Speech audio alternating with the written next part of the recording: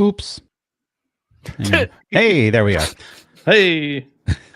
Welcome to the Four Brewers podcast. My name is John Holzer, and as always, I'm joined by... Coming at you from the hell world, it's Jason Harris. It's Greg Nagel. Hep.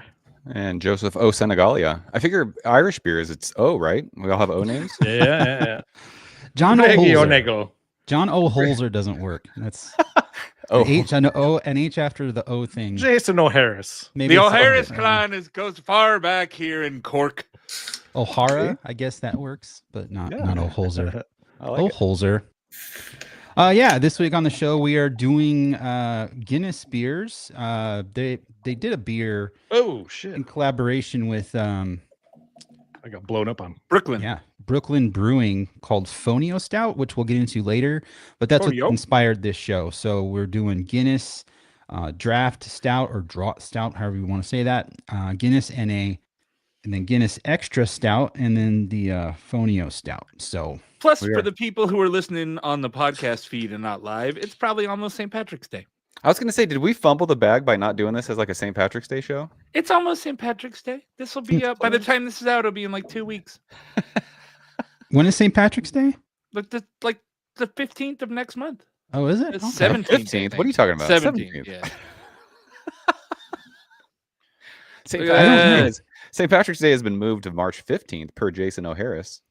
I usually accidentally celebrate St. Patrick's Day. I'm never going out to celebrate it, but somehow I always find myself Bro, you don't go anywhere. At a place. Yeah. Greg's looks better. The rounded glass helps. Mine is still doing its thing. I'm gonna try and split the R on my Radiant glass. Oh, that's a thing, right? Like you split the G, like you're supposed to take one big sip or something. Yeah. If some guy. So where does it has to end up on top of the? So if you have an actual Guinness glass, there's like, when you write a G and there's like that shelf in the middle of the letter. Yeah. And if you take your first swig and it lands right on the top of that, it's called split the G. Oh, got it. Always got to split the G, Greg. Well, I'm using Slancha.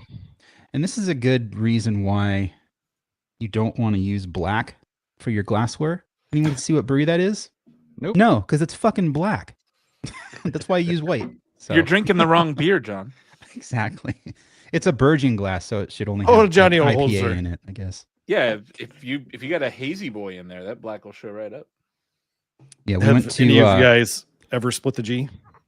I didn't know that was a thing. I literally saw somebody mention it on Blue Sky like a month ago, and I'm like, hey, dumb question. I'm not from fucking Europe. What does this mean? Yeah, it's apparently. Oh my god. It's crazy because they're selling way more Guinness than they ever have because of that stupid thing.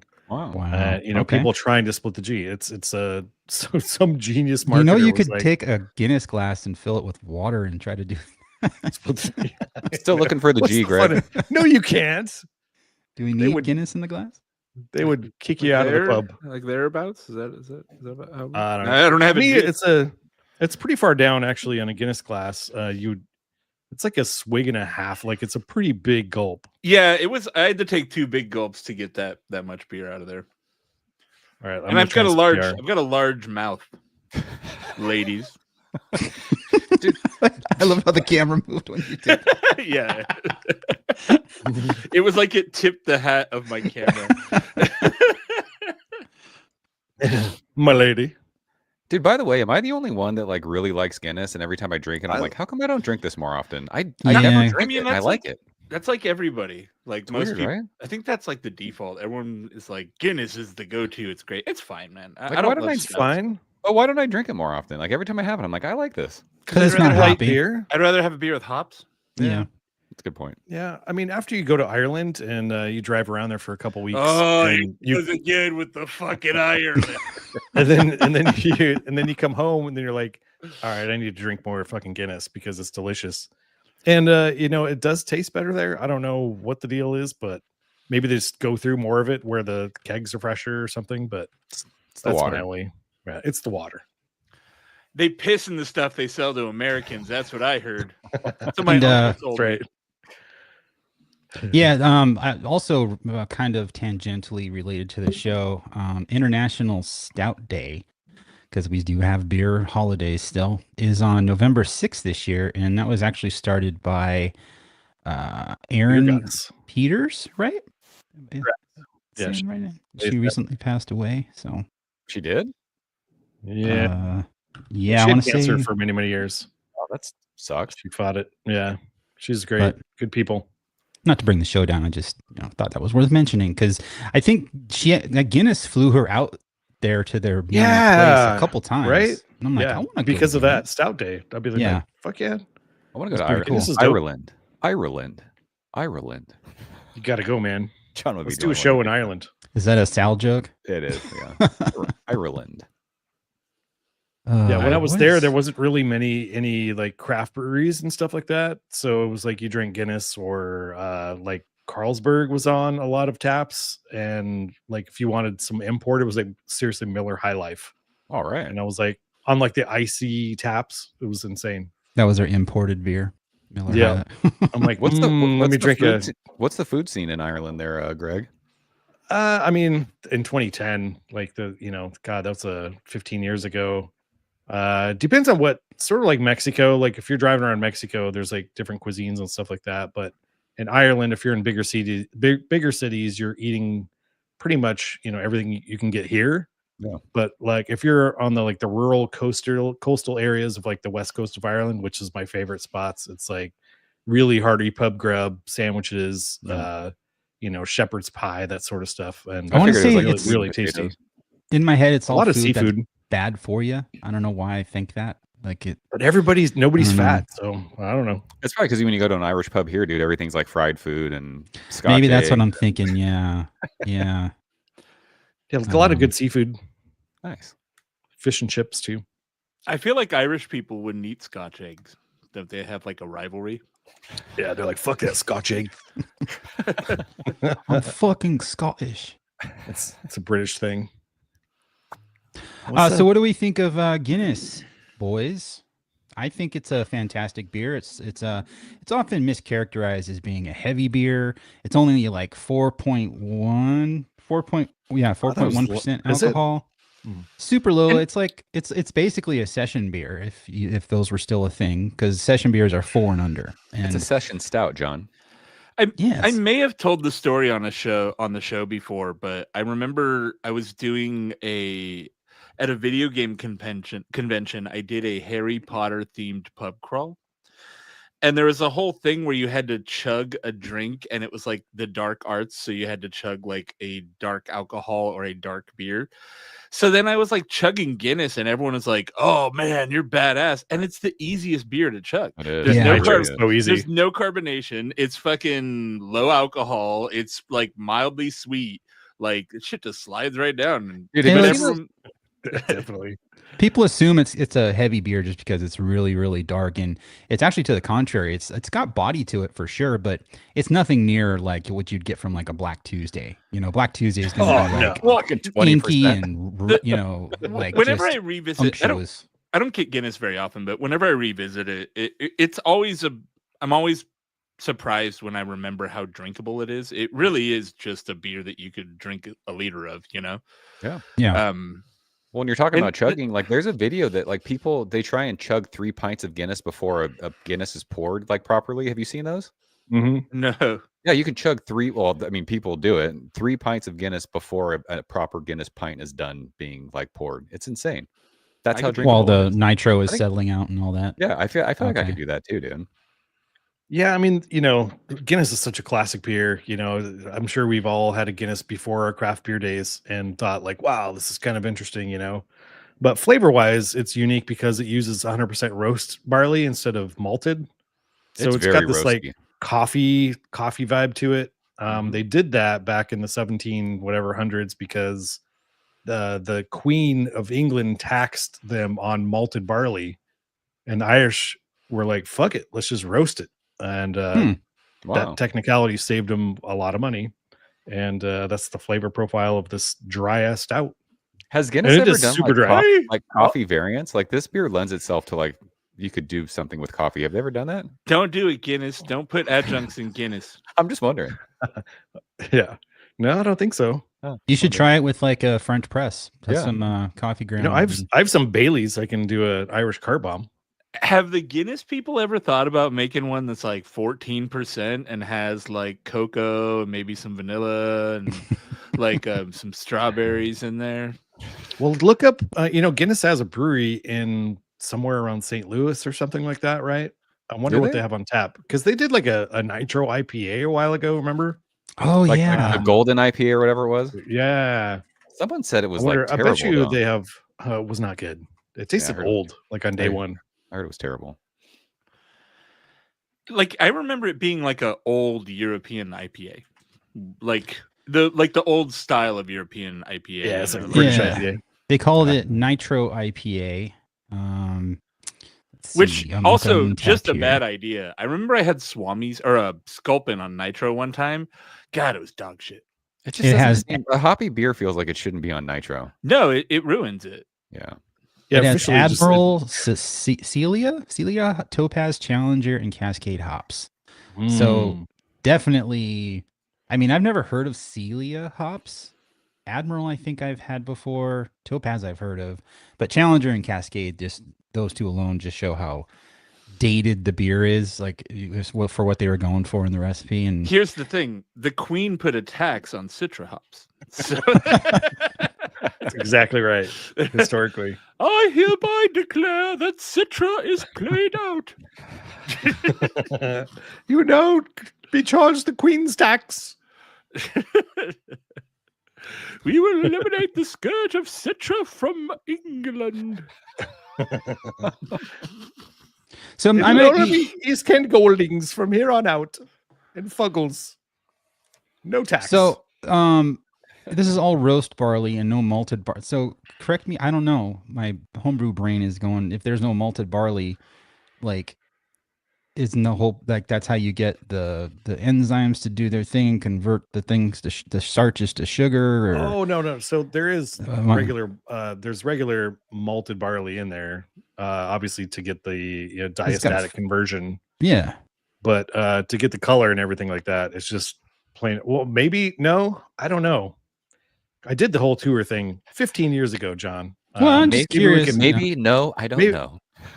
Well, I think if they roast the regular 2-row or whatever it is, it's going to lose a lot of its fermentability. I would assume it's not going to be diastatic, right? Because when you're malting barley, you're basically wetting it so it starts to sprout in the endosperm or whatever, just starts to do its thing, and then you dry it out to stop the process. And that's basically. On the other hand, I've had, if you've ever purchased smoked malt before that's fully diastatic.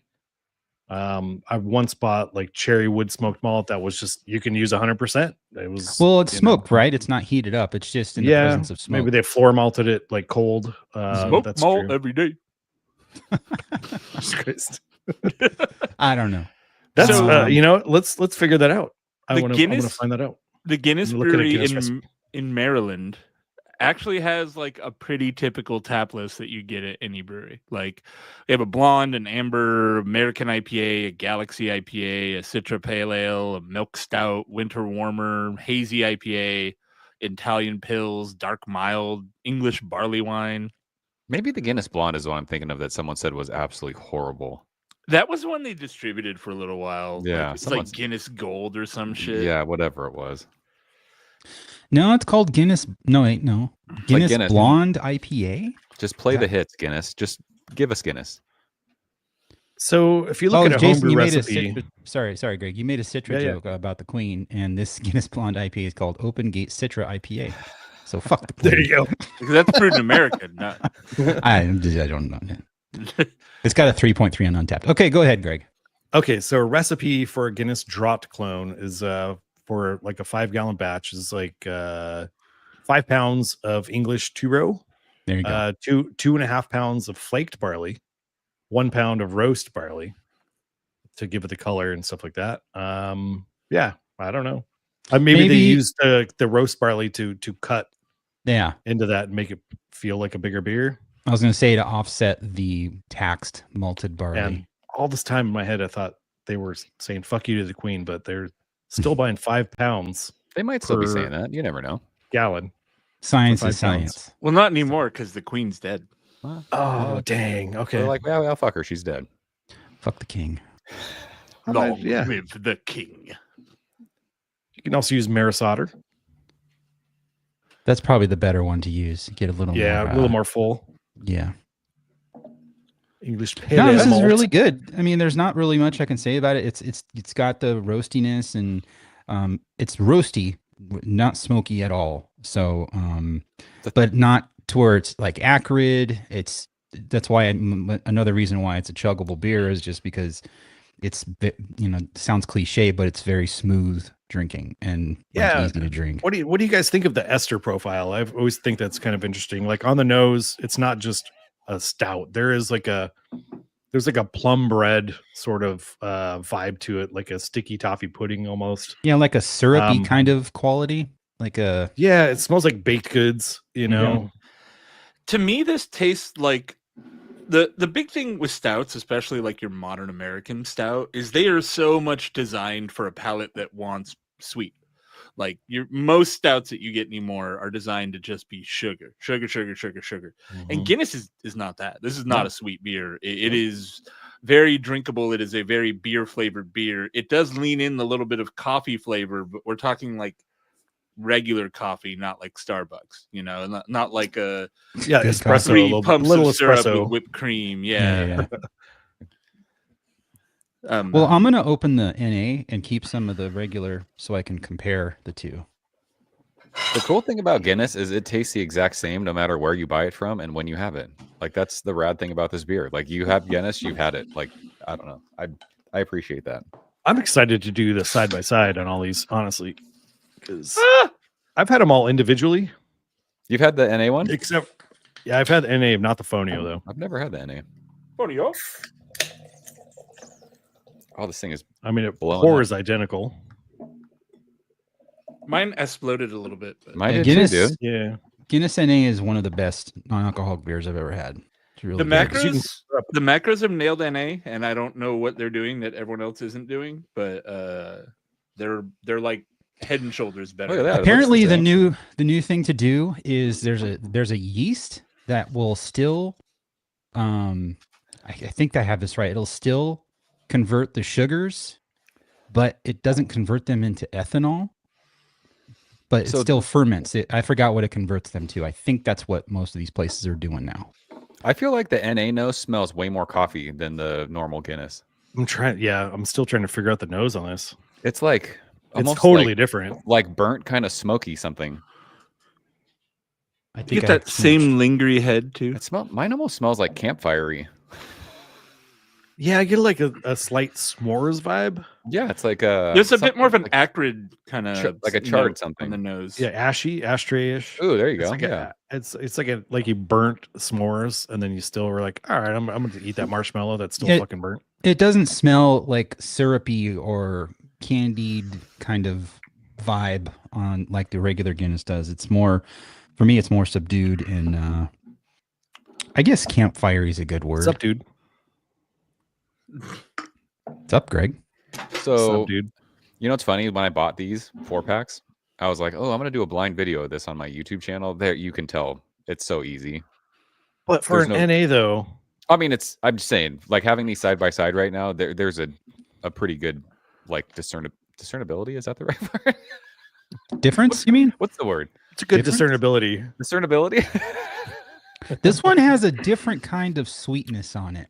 It's like I don't know. The first thing that popped in my head was like it has a processed sweetness to it, where this has like the regular Guinness has I don't know, like I don't want to say natural sweet, but I don't know what I'm trying to say. Like natural juices. The regular Guinness has a bit more of a bitter, like dark chocolate kind of bite to it, like that. Yeah.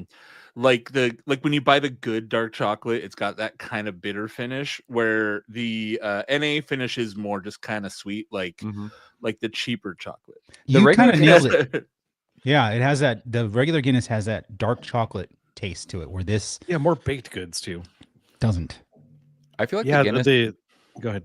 The regular Guinness too, the mouthfeel is a little creamier than the NA one.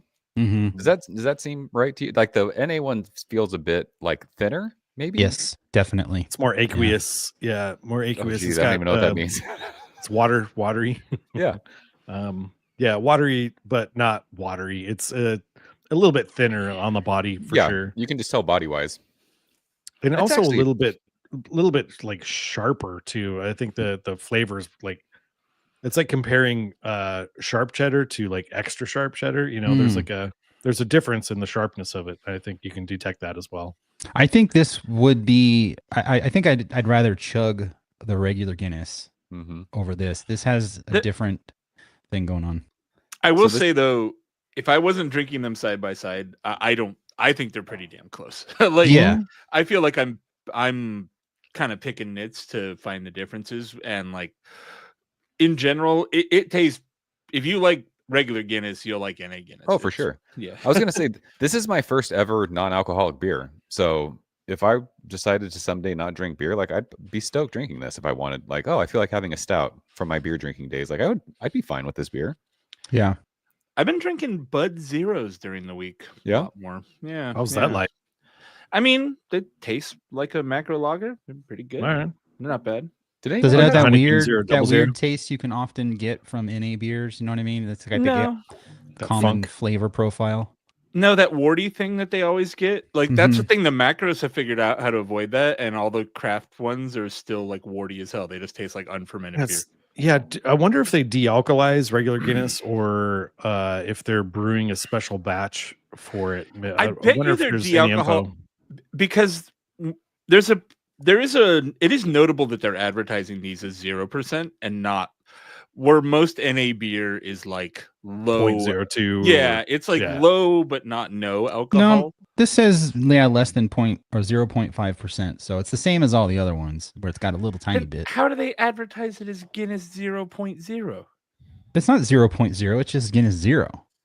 What the fuck? It's got a 0 inside of 0, but it doesn't stands say for zero fun, Jason.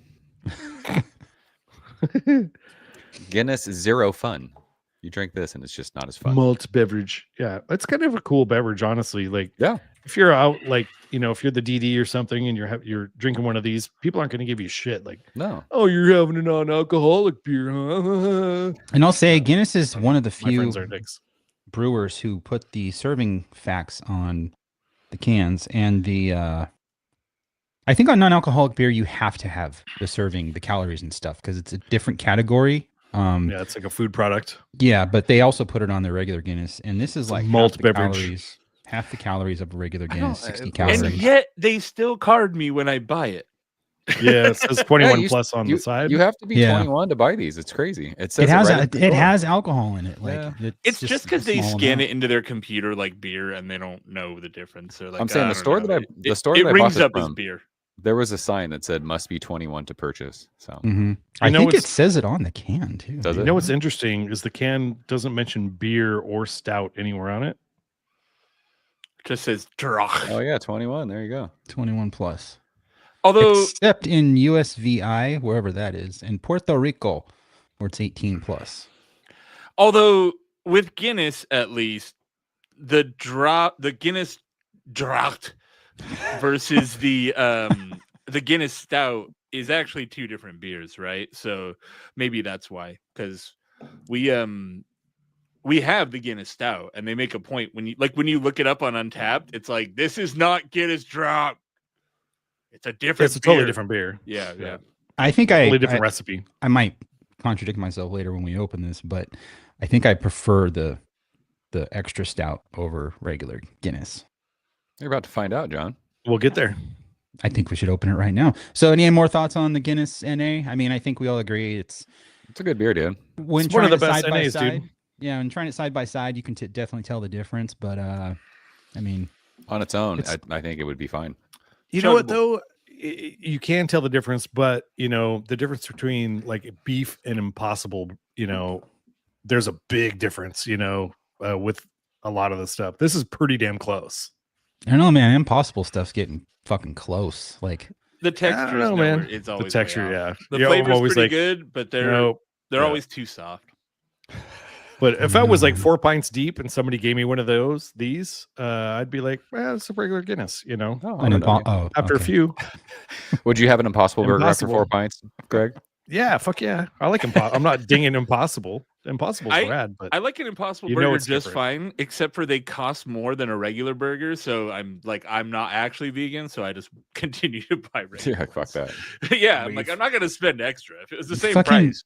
8-Bit's been going through like this experimentation process, and Beyond Burger makes a thick patty burger, like it's literally almost an inch thick, and it's meant to be like a thick burger kind of thing. And they started using those, and it was like, Jesus fucking, like you look at the hamburger and it's like bigger than I can't even, I'm like, what the fuck is it? What are they doing? And then you take a bite and the whole thing just falls apart, and because they're not putting the condiment.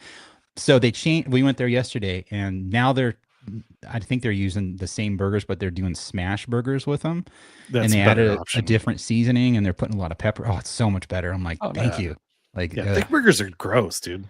I like a thick hamburger, but you're gonna compound that soft texture problem, like exactly that does exacerbate. Especially Beyond is worse than Impossible when it comes to that too. The Beyond is a little bit mushy. Yeah, Beyond is more. It's easier to get. What was that? Thank you, Greg. We got some Twitch spam. Oh, I was like, what is that? So wait, so John, you want to drink the extra stout next? Because that's still in my fridge. It couldn't fit my thing. The extra and Fonio are the same thing, basically, right? Fonio's not a nitro.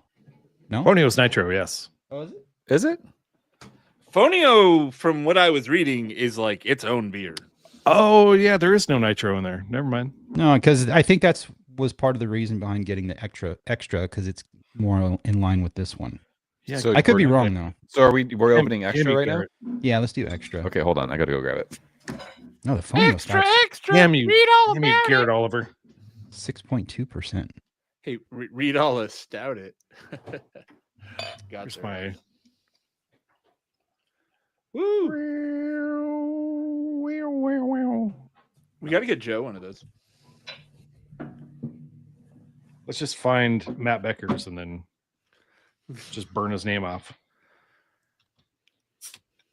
I bought a single bottle of this, so I didn't have to buy a 6-pack. What if I let it? Hell yeah, dude! Hey Joe, do you have FOMO? Oh, that is cool. I need one of those. You got any more? It's a 4B. We should do get them reprinted. The guy's still making them. I looked. The openers? Yeah. They're not that expensive. I mean, they're sick, dude. I love this thing. All right, bring it back. All right. Okay, so up next we are gonna. Jesus. All right, so moving on, we are going to drink the extra stout from Guinness. This does not have nitro. It's just carbonated. I'd say it's a completely different beer. Dude, it smells really similar, though. Now, Greg, you're a Guinness expert. Do you know the difference between extra stout and foreign extra stout, which I don't think we can get anymore? It's ABV, yeah. So I had FES. They did distribute it here for a number of years, maybe like 2015 or 16 or something like that. But even then, it was really hard to buy. Yeah. I had it in Ireland and at their pub, and it's a little bit stronger for shipping to Africa or something. I don't know what the deal is with it, but last the boat ride. Yeah, to last the boat ride to Africa. I thought it was a little bit more pronounced, a little bit like heavier in the body and a little bit thicker, and it's got that big stouty vibe. I had one in 2011, according to Untapped. What's the ABV of extra stout? 5.6. Yeah, 5.6. Extra stout, okay. The one we're drinking is 5.6. Foreign extra, which is now forbidden, is 7.5. So wow. Definitely. So this one has a little bit of a darker head. You probably, I don't know. What's funny is got a little khaki head. At 5.6, it's still like 2% more alcohol than regular Guinness, right? Yeah. So it's much.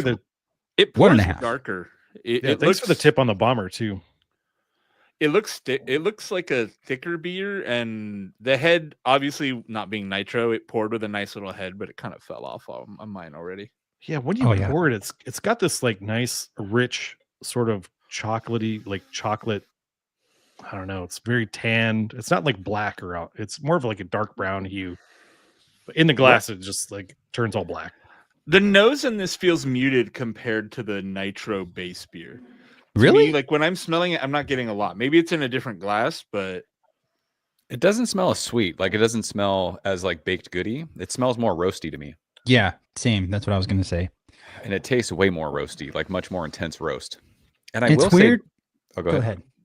I was gonna say it's weird how the carbonation like changes the beer so much. Like it doesn't taste thin. It tastes like a little hollow compared to the nitro beer. I was gonna say, drinking these side by side, I much prefer Guinness on with nitro. It just feels better. Opposite. Yeah. It's like designed. Yeah, I'm the opposite. I really like the CO2 better. In fact, when I made a homebrew Guinness clone, I did it side by side with Guinness, and I liked it better mainly because of CO2. Like all the same, I think every beer is better on CO2 than nitro. That's my hot take. Okay. I do not like nitro. They should smell better because of, like, by definition, carbonation brings up flavors through the glass, right? Whereas nitro sort of just like, it's like, just because. This beer though, like the carbonation is pricklier, so it tends to feel more roasty on my tongue, just because I think it's just I don't know how to like explain what is going on. This one lingers on your palate like coffee too. Like I'm still tasting it like on my upper palate, where it's just kind of lingering. Like again, I feel like you just drank a dark coffee. I'm saying it feels like it's more bitter, but I think part of that is the prickliness from the CO2, if that makes any sense. It is. And that's, I think, why I tend to like CO2 beer is because it gives it a little bit more bite, and I like a bite in my beer. And you are going to get like acidity from the carbon dioxide. Like that is carbonic totally acid. Yeah. So that's what that's doing. So that's right then. That makes sense to me. To me, this comes off like a heartier beer, and I don't know who said it. Would they ever add coffee to regular Guinness? I think this is what it would taste like. It feels like that would be that. Huh? Yeah, because it's a little more rich. It's like it's fuller, but still it's not like heavy or anything. I mean, it tastes better. I stand by what I said. I think this is better than regular Guinness. This is really good. It feels more impactful flavor wise. But I think I prefer mouthfeel wise nitro for Guinness. Maybe if I was gonna drink in like a bar all night and have 10 of something, I would have the regular one. But if I was gonna have one, then I would have this one. Yeah. No doubt. Yeah, if you're trying to split the G, you're not doing it with this one. You're going draught. I don't have a Guinness glass. I have a Russian River glass, so I split the tree. There you go. Split the tree. So, John, you want to see something crazy mouthfeel wise? Take a sip of the extra stout and then take a sip of the NA. It's wild how different those are. The NA feels super watery after you drink the extra stout, in my opinion. Oh yeah, isn't that crazy?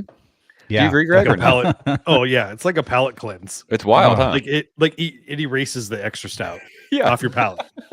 It's like, oh, let me have a glass of water. Yeah, I gotta say that extra stout, it has a lingering bitterness though. It does. Like, it hangs out for quite a while. It's got a bite to it, dude. Man, for a 5% beer, it's pretty complex for some old 1700s. This beer's been around forever, right? And it's almost like liquid history, right?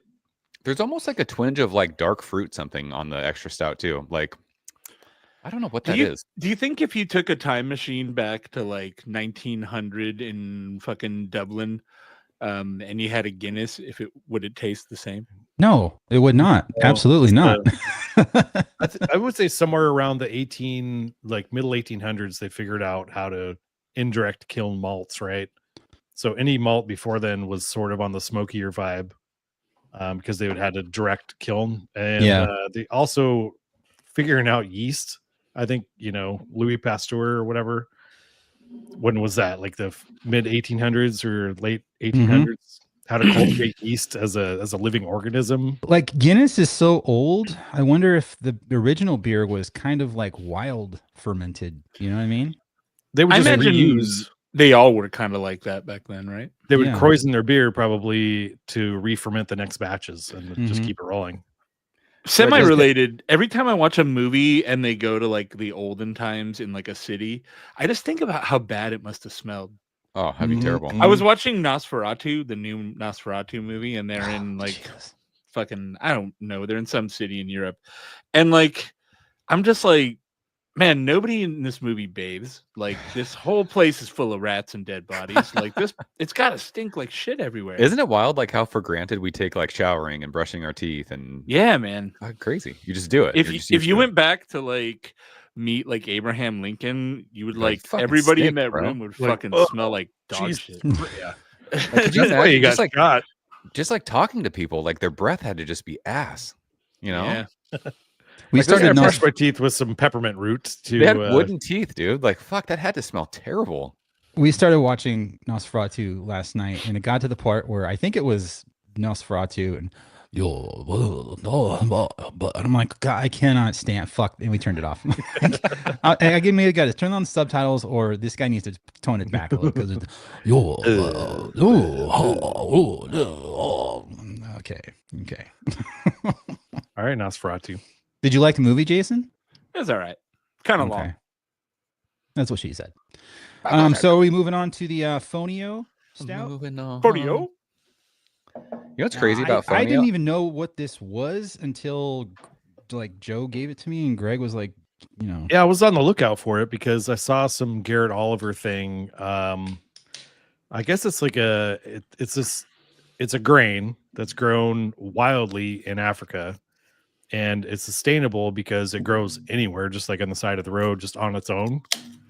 And it doesn't require any special watering or pesticides or whatever. So it's highly easy to grow and good for the environment. You know, you don't have to like spray all kinds of shit. I have a for those of you that don't know, right now, Garrett, he's the owner of Brooklyn Brewing or Brooklyn Brewery. I'm sorry. I always wondered if, when I saw Garrett Oliver give that talk at the craft beer summit we were at that time, and all I could think about is that he carried around that craft single in his pocket all day, so he could like mad respect, dude.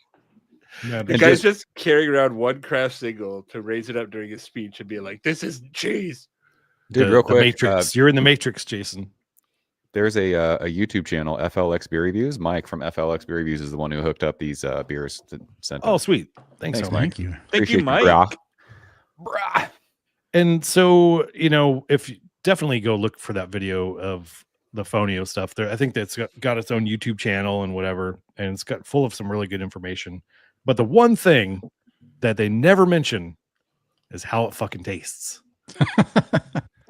I will say, it's been killing me. The nose of this is lacking the roasty thing. It's on the sweeter side, yeah. Does it not smell roast? It doesn't smell very roasty to me. I heavy poured mine, so I'm waiting a little bit. This one is 6.2, so it's not really aligned with any of them, although it's stronger than any of the ones we've had so far. I'm trying to speed read the story of this. To me, this smells like take a pause. Regular Guinness. Does it? It doesn't. I compared the smells to all, and it's the closest with the standard Guinness. Dude, so my regular Guinness is straight room temperature right now, and it almost has like a Hershey chocolate syrup thing, and I love it. It's crazy how sweet it got as it got super warm. Yeah, mine's still ice cold, but I heavy poured it, and it's got that like bloody nose, like iron smell to the head. Bloody nose. You know what I'm talking about? Yeah, the heme iron. Yeah, when you like pop, oh no, bloody nose, and like you taste that like iron. It does actually have kind of that smell. It really does. That like coppery sort of ferrous sulfate. And it tastes a little ferrous sulfate too. I don't know if I just got that in my head, but it's fruitier. There's like a fruitiness to it. Although it says fruity on the label. So maybe does it? Just fucking does it really? Me. Yeah. Where does it say that? Really? On the back. Bold and lively stout. It's in like little gold boxes for some fucking reason. Oh, yeah. Fruity, roasted, and tropical. What? It really does have kind of a fruity element to it, though. It's thinner than either of the other two Guinnesses. Also, there's less body. Is it Guinness? Guinness? Yeah. I think we may be treading dangerous waters at that one. So I'm gonna go ahead and keep saying Guinnesses. You can say that word, Joe, but I can't say that word. my last name allows me to say that. How about that? Hey. By the way, like if someone gave this to you blind, do you think you'd be able to say, "Oh, this is like a Guinness variant"? I don't feel like it tastes Guinnessy to me. It doesn't taste Guinnessy. It's like kind of its own thing. It is. It tastes Guinnessy. Genesee. The other two beers, it does. It has that estery thing that Genesee Cream Ale gets. Does anyone smell kind of? Gosh, it's not like intense, but like a little bit of like black licorice-y thing. Yeah, I mean that's pretty telltale to regular Guinness for me as well. Is that licorice? But God, the finish gets off this like sort of coconut vibe. I was gonna say this tastes more like a candy bar than like any of the Guinnesses we've had so far. It does have kind of that like Snickers bar, or not Snickers, like a Heath bar somehow. The toffee? Heath bars were my favorite. Toffee kind of flavor. Yeah, I'm a big Heath bar guy. Dude, the other one, Score bars, were similar to Heath bars. Score. All right, yeah, that's the Scandinavian version, right? You guys want to get some wisdom on this recipe from Peter Leans, the brewmaster of Guinness? Let's do it. We took a typical stout recipe. We have the base malt, we have some caramel malt, we have some roasted barley, and a little bit of chocolate malt. But we subbed out some of that base malt for 15% of the fonio. Thank you for that. Slow clap. Yeah. Oh, you got a typical stout recipe. Oh, okay. Thank you. We're gonna brew this with fonio. I'm gonna grow in my backyard. Overall, like, it is notable that it's only 15% of the malt bill, and the flavor is that different on a completely malt forward beer. Yeah, they probably had to dial up. Imagine if they did like 100% and or like with the chocolate editions and stuff like that. I'd imagine it'd be like just a fruit bomb. They also mention it's a very long, very like PR written article, but they mention that Guinness, when they first started making beer in Africa, apparently they brewed in Africa like 100 years ago. They were using sorghum because they could source it locally, which has got to taste weird because I've had some sorghum beers and they're not good. No, I've never had a sorghum beer. It's bad. Like if you get gluten-free beer, it's one of the things they tend to use. And never had a G-free beer. You can't split the G on a G-free beer. So I think it's a good beer, but it's a little too fruity, a little too, I don't know. It's not lacking the roastiness that I'm getting from the extra stout. It's a fun like variant, but it definitely doesn't. I wouldn't be able to say this is Guinness. Yeah, I was thinking the same thing. If I was John Guinness, the king of Guinness, and I was trying to decide like what I put on, this feels like something you do like once for an event and like you don't make it again. It's like I think that's the whole point. Yeah, they're just like, we tried something. It's a fun novelty. It like honestly, considering that it's an ancient grain or whatever, it actually does kind of remind me of those old Dogfish beers. When they used to experiment using all those like ancient ingredients and shit. It feels kind of like that, where it's one of those things where you're like, it was fun to try. But like I'll go back to Untappd. the regular. Yep. Like this is Dogfish 60-minute quinoa. Like, all right. That's sweet. If you go back and try the Guinness Extra Stout next to this, surprisingly, the 5% version has way more body, way more mouthfeel, way more like body, like I'm telling you, the aroma presence. The Extra Stout feels very impactful. Yeah, totally. It's very punchy. Extra Stout is so much better than this Fonio. Yeah, I agree. I mean, not the Fonio is not bad. I think it's a delicious beer. I don't think I could drink a pint of it though, because it's just a little too overwhelming. Well, you've got a fucking pint. You better finish it. Yeah, I'm gonna finish it. That Fonio died so that you could drink this. The aftertaste is remarkable too. It's sort of got this like sharp, lingering.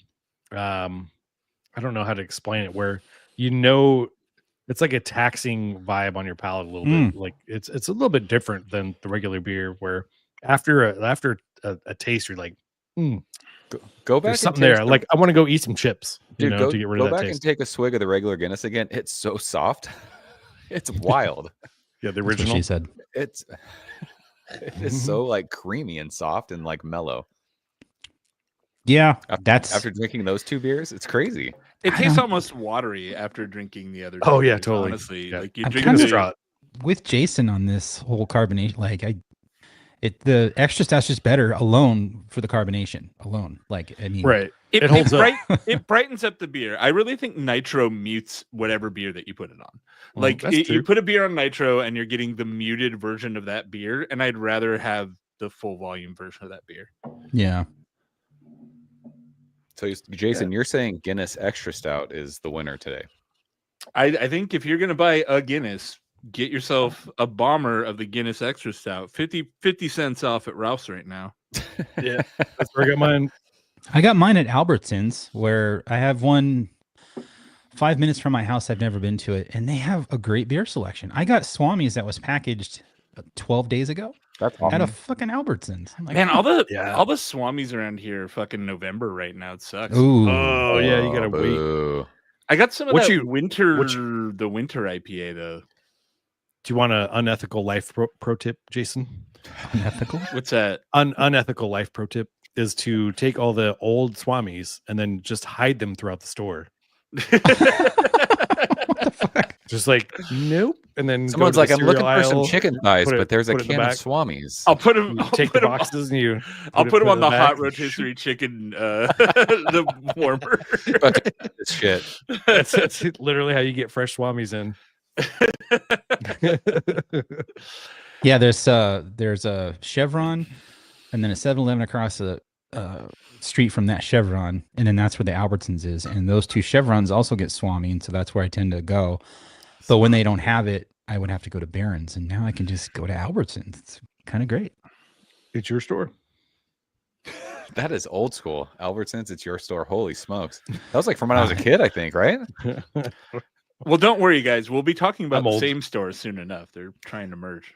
So this is how I'm going to finish my regular Guinness. I came prepared. Oh.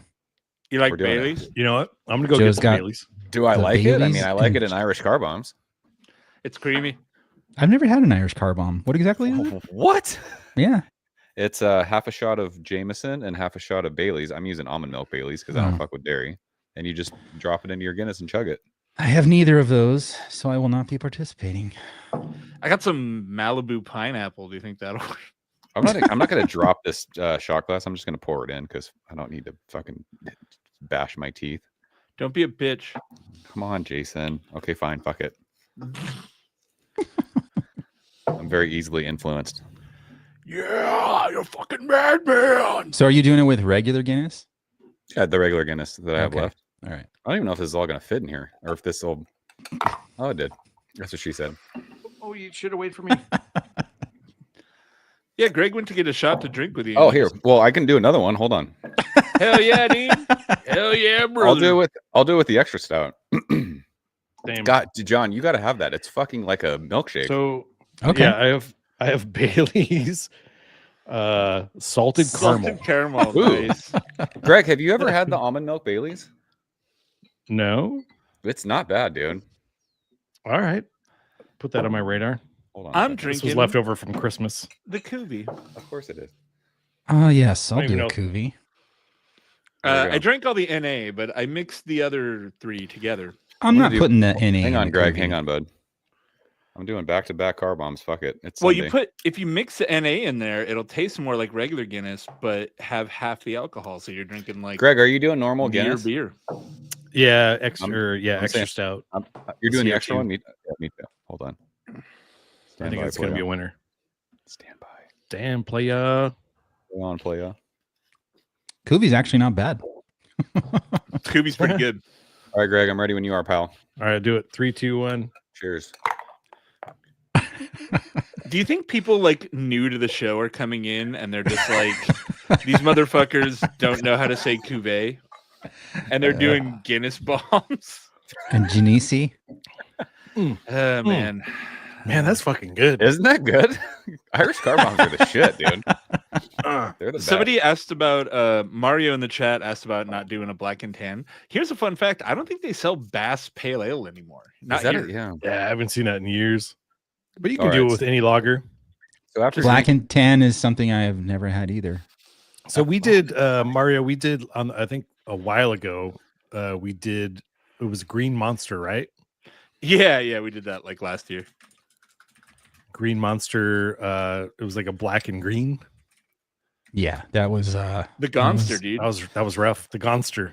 Yeah, it was dog shit. I wouldn't recommend it. Oh god, it was so bad. I feel like I need a hoppy beer right now after drinking 4 Guinness and 2 Irish car bombs. Yeah. Same. I need a palate cleanser.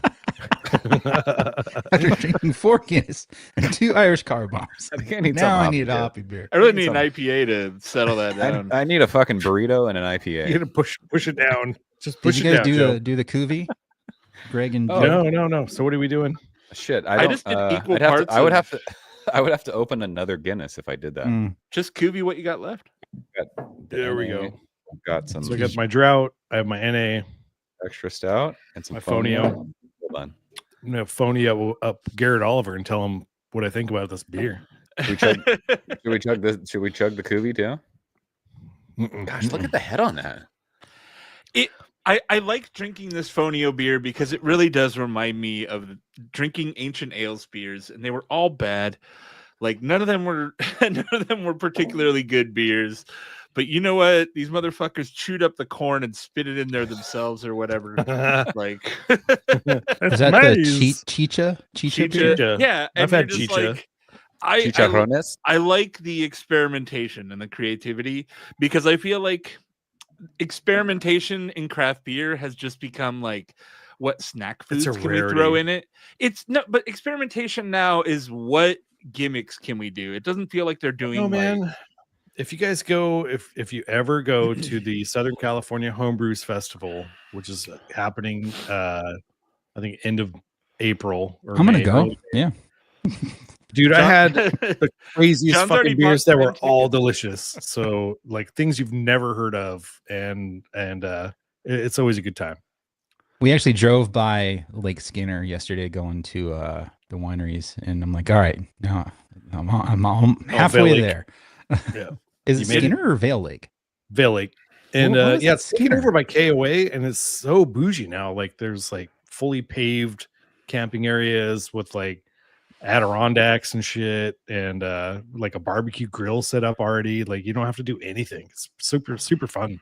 Can I just say, I fucking hate Adirondack. Those are the chairs, right? I'm not a fan of Adirondacks. I hate those. I hate those chairs. If you got a gut and you're like, well, dude, it's not comfortable to sit in. Those are those big, wide, like the wood chairs that you like fall back 45-degree angle. Yeah, those suck. Back. Shit sucks. Yeah, Adirondacks are balls. Fuck Adirondacks. No, Vale Lake is nowhere near Skinner Lake, so do not buy Bailey's scrumptious salted caramel. It's hot ass compared to the regular. You like Bailey's from a shoe? If I only had a shoe to drink out of, it'd be great. Greg's gonna take you to a club where people wee on each other.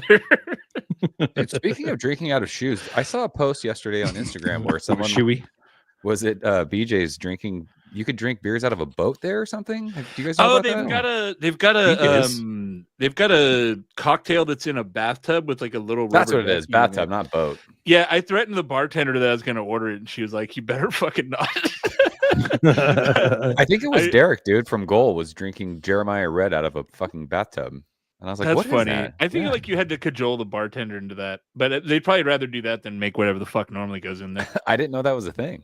Yeah, I just so happened I ate lunch at a BJ's like last week when I was in a hotel, so they had a sign for it right in front of me. So BJ's, it's like the Cheesecake Factory for beer nerds. Yeah. So overall, what do we think? I personally stand. I said in the beginning, extra stout is my favorite Guinness, and it's still true. It's the best Guinness. I think this is the first time I've had extra stout, and I'm a big fan of it. Although I do love the nitro aspect of regular Guinness. I'm just saying. If you want to drink 10 of something, get regular Guinness. If you want to drink a good beer, get Guinness Extra Stout. And if you want to feel like it's 2010 and you're drinking whatever weird thing came out of Sam Calgione's brain, then drink this Fonio thing. And if you want the lather effect to kick in, get drunk the night before and then have a couple Irish car bombs with Greg Nagel. And if you want to have some cheese in your pocket and walk around all day, hit up my bro, Garrett Oliver. I went to an Irish bar and I ordered an Irish car bomb, and the bartender was very like Irish accenty and was just like, "We don't. I'm not going to do it," but he was like, "We don't call it that here." What are they called? Because the fucking Troubles. And they just call them Guinness bombs. Like Irish people are like, we don't actually like talking about the whole Irish car bombs thing. People blowing up. It was we call those American stuff. Yeah, it was like, legitimately a series of like violent attacks that people aren't super jazzed about. So they call them Guinness bombs. Yeah. My hot take on all these beers, Draught it's what it is, man, right? It's ubiquitous, it tastes fine. But if there's any lessons learned today, this $4.50 fucking bomber of Guinness Extra Stout for 5.5% might be something that accidentally ends up into my shopping cart. And it's a lot more drinkable than a lot of the large format shit you're getting nowadays. Like, I don't know, the weird malt liquorification of craft beer has made a lot of the large format stuff just kind of garbage, like high ABV, weird versions of like Atomic Torpedo. Have you guys ever had that shit? No. Mm-hmm. It fucking sucks. It's bad. It's pretty bad. Yeah. What is it? It's a Voodoo? Atomic Torpedo.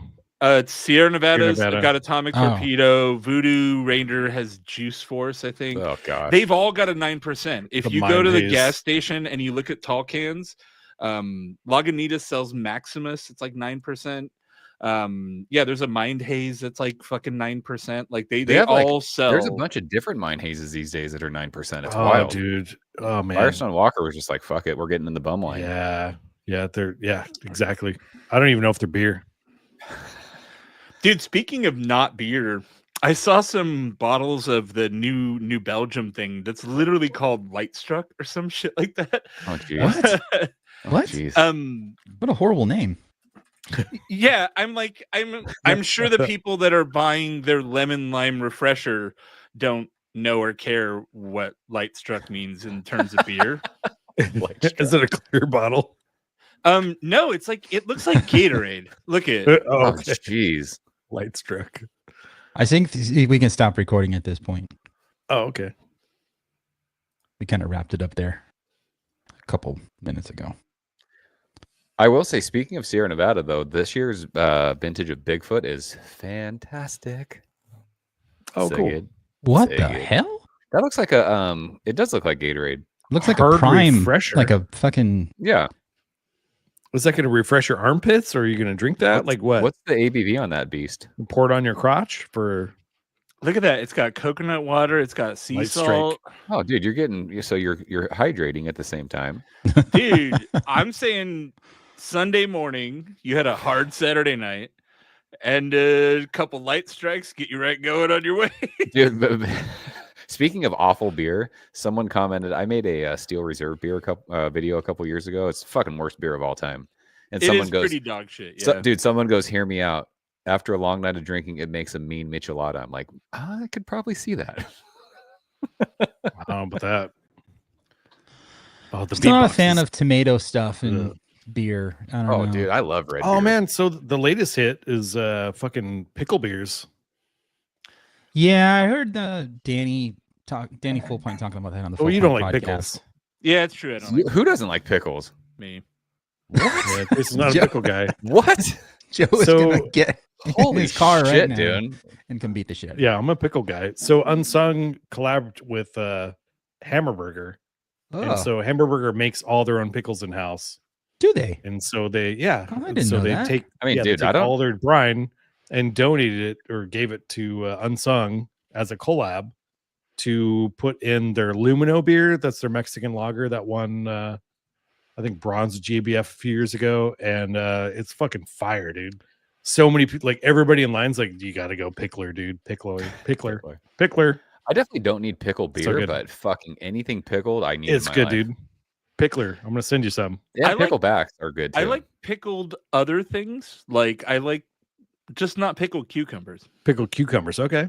I like pickles. Just not a dill fan, or I don't know what it is. Honestly, I just don't like cucumbers either. So maybe Yeah, see, they taste like fucking water. Like what is there not to like about them? Yeah, they just taste weird. I don't like cucumbers. You probably also hate iceberg lettuce, right? Yeah, it just tastes like water and grass. I'm gonna pickle some peppers with my it's friend like you Peter mowed Pepper. your lawn after the rain, and you're just like, "Yep, I'm gonna eat that on a." No, I'm gonna go to Subway, and they're gonna give me like grass clippings. I'm gonna like, go to Subway, and they're going to give me this much fucking meat, and then they're gonna put 8 handfuls of this iceberg garbage on it, and be like, "There you go, it's $12." I like iceberg lettuce. Dude, me too, bro. It's like it's very like I know. I don't know if you guys know, but an iceberg is what sank the Titanic. It's true. Just saying. It's true. Yeah, I like pickles, but I remember when I was in school, kids would walk around like you could buy a pickle in a bag, and they would just nosh on a pickle, and I'm like, I can't do that. It's Dude, too like much pickle. but they have like those spicy pickles that are like those huge ones. I'll eat them. They got some at they got these pickles at the gas station that are dude. like in Kool-Aid for some reason. What? Kool-Aid? I don't know. Yeah, they're like in a little bag, but it's like with like fucking sweet shit. I don't know. Okay. I don't know. Yeah, the fucking sodium content in a whole pickle though, it's through the fucking roof. Like what? I mean, it's pickled. That's why you just throw it in. Yeah, but I'm just saying when you buy those pickles in a bag, like in the whole, it's just crazy. Yeah. I mean, but a couple pickles on your hamburger or whatever. John, can you remind me? Export is a what? WAV file? Yeah, that's fine. I do WAV. Otherwise, MP3 can get like lost. It's big, but it doesn't matter. That's what she said. That looks gross. I'm about to grab a hoppy beer playa. Hell yeah, dude. Yeah, same. Anybody want one? Anybody want to join? Anybody want a Kool-Aid pickle while I'm out? Yeah, I'm gonna go get a. Anybody want to do it? You know, be funny, you guys, is if I left my camera and just ended up at Joe's house, like in the next second. Dude, fucking come over, bro. It's just a backdrop of my Greg gets up, office. walks off camera towards Joe's side, and then walks in. Walks in. We'll do some E-Honda 100 hand slaps. Okay, I'll go grab a Swami's. Dude, no, I'm gonna go train on an emulator before I street. You know what sucks, Jason, is I hosted Super Bowl this year, and I came out. It's like old cars, new problems. Came out to the garage, turned everything on, and fucking 3 of my games stopped working. And I'm like, son of a bitch. Sucked. Like blow a fuse or something, or like a power supply? Dude, my Golden Tee motherboard shit the bed, so I'm trying to find one right now, and those are expensive. Isn't that like one of your favorite games? Dude, it's the game that gets played the most. Like everyone came over, like, you ready to play Golden Tee? I'm like, I am ready, but it's not ready. And then a couple other, I'm having monitor issues with a couple other games. It sucks. I mean, that's kind of the problem having 30-year-old hardware. 40. Dude, did you see that Legend of Zelda just turned 39 the other day? I'm like, good Lord, I'm old. Okay, I'm going to go get a beer. Me too. Well, I'll wait till you get back because we can't have everyone gone. Jason will just be sitting there like Garth Algar.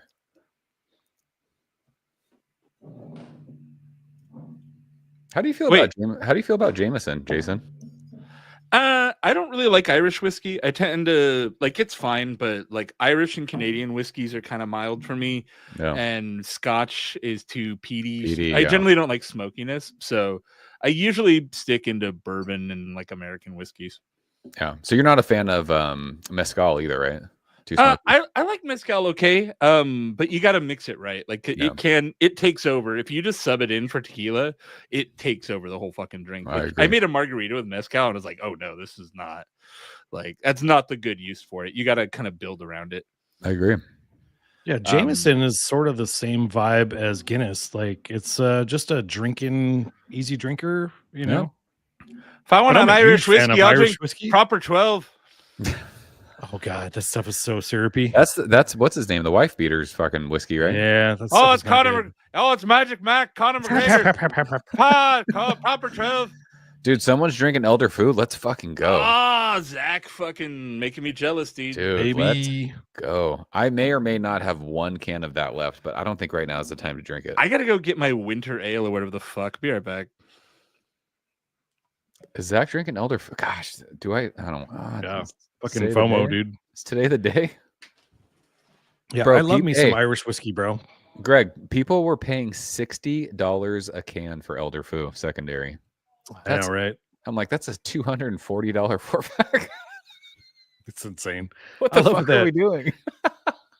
Dude, it's been a while since a hype beer's been around. So like all the mid-market, aftermarket dudes are like, ooh, this elder foo. You know what's crazy though? Like I'm ready for all the variants. Like I want a blind foo, I want a younger foo, I want all of them. Yeah, why not? I mean, goddamn. California West Coast IPA like all day long. Dude, it's the shit. That's the one thing, like West Coast IPA out of California, not very good.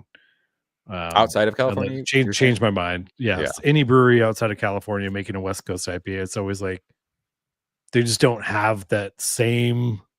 I don't know. We're spoiled, right? So, I'm not saying this like as an asshole at all, but there's a lot of people who will message me and be like, "Hey, a local brewery of mine brewed a West Coast IPA. I want to send it to you." I'm like, I don't like. You can send it. I'll drink it. I have no problem doing that, but I don't know if you want me to be honest. Like, I live in the land of the best fucking IPAs. There is. I give this a 4, maybe a 3.5. What are we talking about? We're talking about West Coast IPA outside of California. Yeah. And I'm not saying that as I don't want to sound like an asshole, but people are like, "Oh, my local brewery in Texas brewed a West Coast IPA." I'm like, okay, what's up to your beer? Yeah, even in Europe, like I'd be like driving around Germany, and there's like a West Coast IPA that's 5.3%. You're like, no, I'm like, fucking red flag, dude. Like, what? Don't call it that. It's like that meme where that guy's like, "No, you're not. No, you're not." I was like, I'll try it, I guess. Like, and it tastes like fucking grass. Like, what the fuck are you guys? It's not West Coast of what? West Coast of fucking Assville? Zach, you're right. I mean, other than when they bottled Pliny the Younger, we have not had a super hype West Coast IPA in a long time. Long time. Elder Food did that, dude. Yeah. It brought the hype. And I love that Pliny the Younger, like, there's no line, like, there's a few places here in Orange County that draw a line because they have like Hollingsheads in Orange. They have like, it's not like Beer Geeks, but they go every year and there's always a huge line.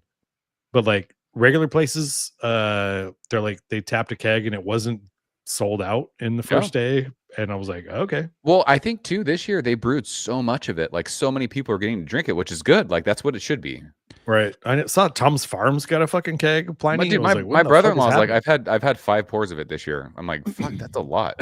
Yeah. And it's like, why? Just get one and you're good. No. I'm going Thursday morning. So if anybody wants to meet me in Anaheim, right down the street from my house. God, I find it funny that Russian River supposedly made so much younger this year, but the spot in Seattle, Bottle Works, didn't get a keg. Like, and they posted about it. I know. I saw the whole thing. I was like, I reposted it, and I was like, you know what? I'm just gonna delete that. Did they not ask for one? Like, what happened? You have to qualify. Yeah. What does that mean? You have to sell so much Russian River product to be qualified for one of the OGs, like OG bottle shops. Well, then how Coast. So hold on a second. John said that Green Cheek and Sunset Beach got a keg of it. Like they're not They're not selling Russian River. Dude, yeah, they do. Yeah, they have guest taps. Oh, they do. And I didn't know that. And it's not just how much you sell; it's also the homie code. You know. Yeah. Oh yeah. I assumed Evan would get one just because he's Evan. And I wish fucking Evan Price. Evan hooked me up with a barrel yesterday, by the way. Did he? I wish Green Cheek and Oceanside got a keg of Pliny the Younger. I'd go have some. I'm planning a garden. I'm like, I need a barrel or two. So he's like, yeah, just come by. So we picked up a barrel. Let's cut it in half. Someone down that way just tapped it like last weekend. There's been a bunch of places around here, dude. Like all the Pete Sports had it. Carlsbad Brewing always has it. Yeah, Carlsbad Brewing had it twice. Pacific Coast Highway Bar and Grill in Oceanside had it. Who was it that got locked out again? I think you guys were talking about that before. Bottle Works. Oh, yeah. Place. Yeah, I mean, they're a classic spot. Maybe they're like, in order to bring it to a new account or something like that, they have to make decisions, just like the. Yeah, whatever it is. I'm just saying, since they made so much, that one spot got dissed, and it just doesn't make sense. It's like, well, just send them a keg. Like, fucking cares? They made so much. You know what's crazy? Like, know. Pliny the Younger it's like a fun hype beer, but I've had it several times and I could not tell you what it tastes like. Don't remember it. It's hot. We did a show, yeah. So it's unbalanced. It's very sweet. It's it's a 10 boozy version of Pliny the Elder. Yeah. 8-Bit did since it's younger season, they did their own. I think it's called, what is it called? It starts with an A. But there's the COVID bottle. Yeah, I think do I have that still? I do have that. Zach with the Bottle Works hot take. Has it been relevant in years? Whoo-wee. Bottle Works hasn't been relevant in years. They're riding on old school acclaim, but they've pivoted hard to cash for taps. They've pivoted hard to cash for taps. So they're basically, you have to give them money to get tapped there. Is that what you're saying? Yeah, they're running the marketing scam. I almost made a joke that would get me canceled, so I'm not going to say it. Cash for apps? Yeah. Cash, sort of, John. Sort of. What is Joe thinking? Yeah, Martin. So,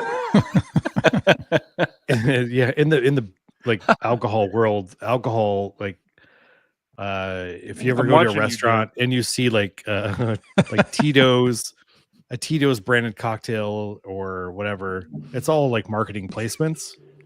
And if you go down that road, you're selling out your taps, and it's not going to be the best taps. Well, I mean, I respect Zach a lot, so for him to say that, maybe Russian River knows something that I don't know. And John, that's why they didn't get it. So. John, can you read that question? We want to. Do we still do cheaper? We want to. Okay, so as the person who was on Cheap Beer Corner, we want to. We've talked about rebooting it with Joe now that he's on the show. I think we talked about when Matt left, like doing it with any of us, but the vibe didn't feel the same. Let's get AI Matt. So we're going down hologram Matt next weekend. I think I'm gonna change it, John, to the following weekend. Oh, I think. Wait. Shoot, is that not good? Let me look at my calendar here. I think it's March 6th. Tuesday. No, that's not it. Wednesday. March 8th. No, I'm on February. March 8th. Yeah, that should be fine. That's okay? Yeah. Jason, you want to come down March 8th and do some Cheap Beer Corner? I'll come We're doing birthday stuff with Joe.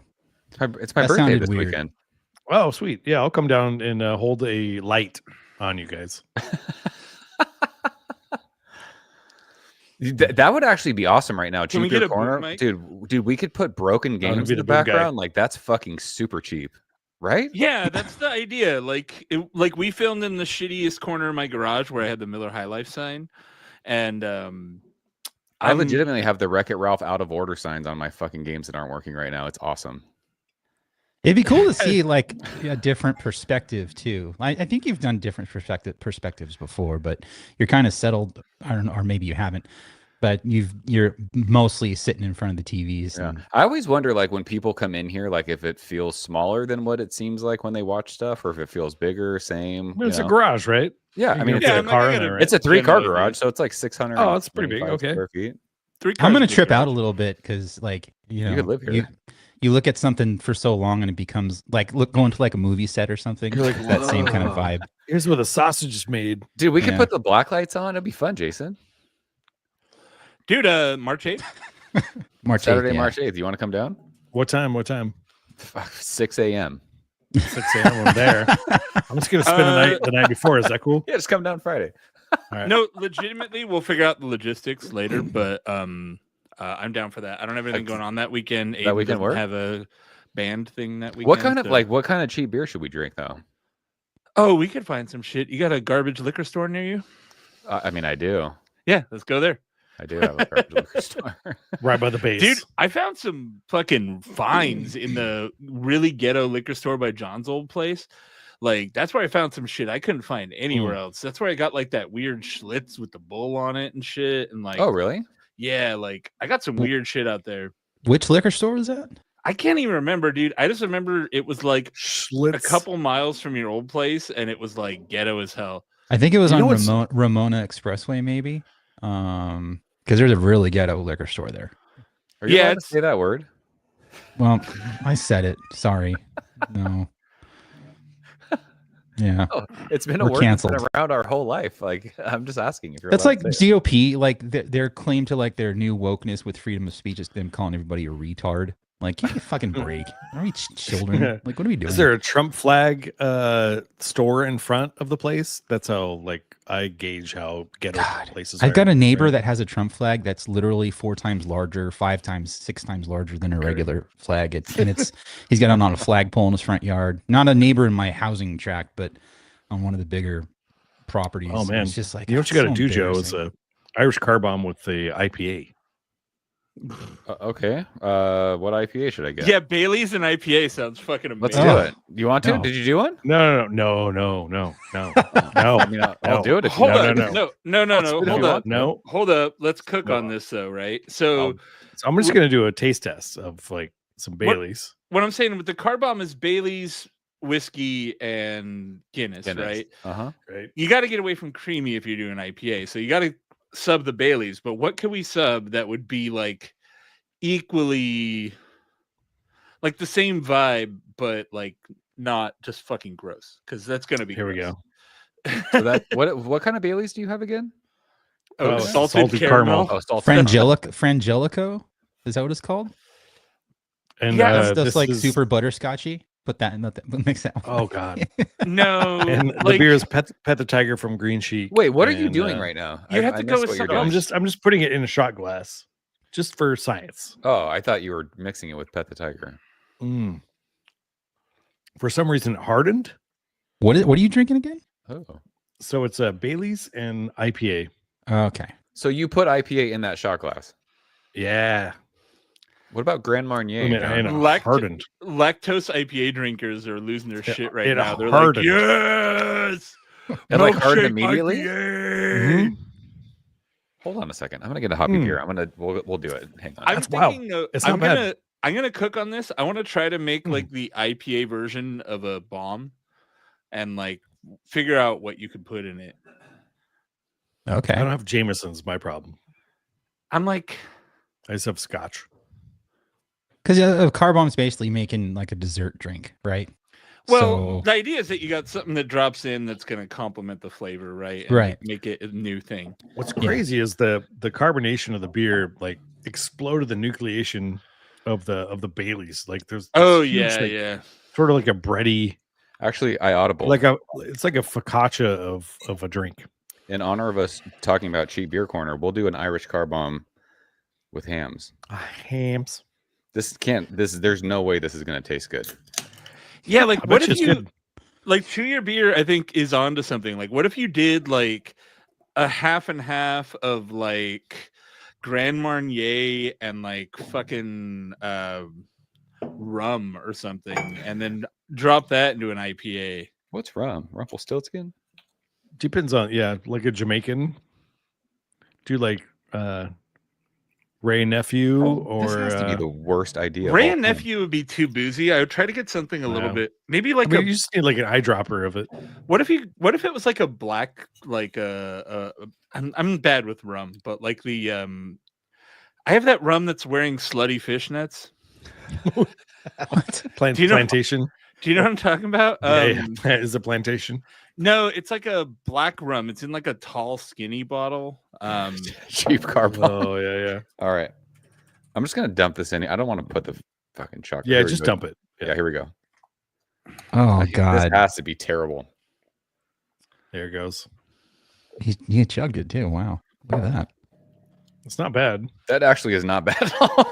What is happening? You just again, dude, it's not terrible. The milkshake IPA was born. Dude, new channel idea. New channel idea, Joe, is a car bomb day. Yeah, dude. And you just like random beer and Bailey's, Jameson.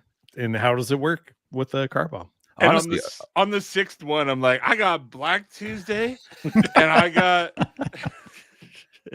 Honestly, the only thing you really taste is the Baileys in that. I got Black Tuesday. It overrides with Everclear, everything, right? and I'm gonna drop this Everclear in, and whoop-de-doo. Oh my god! I do 1000% need a burrito at this point in my life. Look at this glass, that's dude. Gross. Oh What's god, gross? The curdling. Yeah. It's the curdling. The great curdling of 2025. I give it like a 5 out of 10 on the curdling. This is not like dairy, so it doesn't curdle as much. Oh yeah. See? Look at this. Going back to the Fonio beer. Fonio? Greg's still recording a show. Still tastes like pennies. I walked in here after I got my Swamis, and it was just like it smelled like a Guinness, like a brewery. God, it was very Guinnessy. How was your Swamis being 2 weeks old? Delicious? It's good. I usually don't like super fresh IPA, but this just tastes like really good Swamis. You know what's funny is I feel like you've gotten to the point where like if something's too intense, you don't like it. What do you mean? Your Team Old IPA these days. Like you were like, I'm drinking a hoppy Pilsner and it feels like I'm drinking. No. That yesterday, maybe it was because we had been wine tasting and my palate was in a different place. But goddamn, I smelled it and I'm like, wait. And then I tasted the same thing about something else recently where you're like, it's too hoppy. No, it was too much, you said. Yeah, was I with? Maybe it was Green Cheek. Yeah, we were Green Cheek, and you were posting about this yesterday. Oh, you're right. What and was you were that? like, man, it's almost too much. Yeah, shit. What was that? I think that's when Evan was there. That's it was the time before last time. I feel like you want like more like IPA with a little bit of age on it. Towards meanwhile, I'm like hops. No, I'm just everybody. Okay. That one too. That was. This one I had yesterday, it was more than the Green Cheek one when I said that. This was just, I struggled to finish the glass, and it was only like a 5.5% Pilsner, but damn it was hoppy. Jason, well, that's what I'm saying. Like you turn it on, man. It's too hoppy. I should have bought some cans and then brought one. Oh, maybe I'll get some. They can that? I'm pretty sure. Yeah, it is canned. That's how I saw it because that's why we went there because I wanted to get it, and I didn't get cans because I'm like I'm not even going to drink it. It's too much. Well, John, I got my eye on you. I'm watching you. Hey, John, how's it going? Stop. I don't like. I don't like the. This is us looking at you accusingly while you say that you don't like the super. It's creepy. That's what you look like a creep. It's really weird, dude. Yeah. Hey, Joe. Like, Greg, what are you looking at right now? My beer over here. I'm looking at this. I'm still looking at it. Oh, weird. I'm looking at me over here because I'm on this screen, but my eyes are looking over here. That's weird. When you do that with your beer, that's fucking strange because it goes to where you're looking and then it goes back. I don't like that.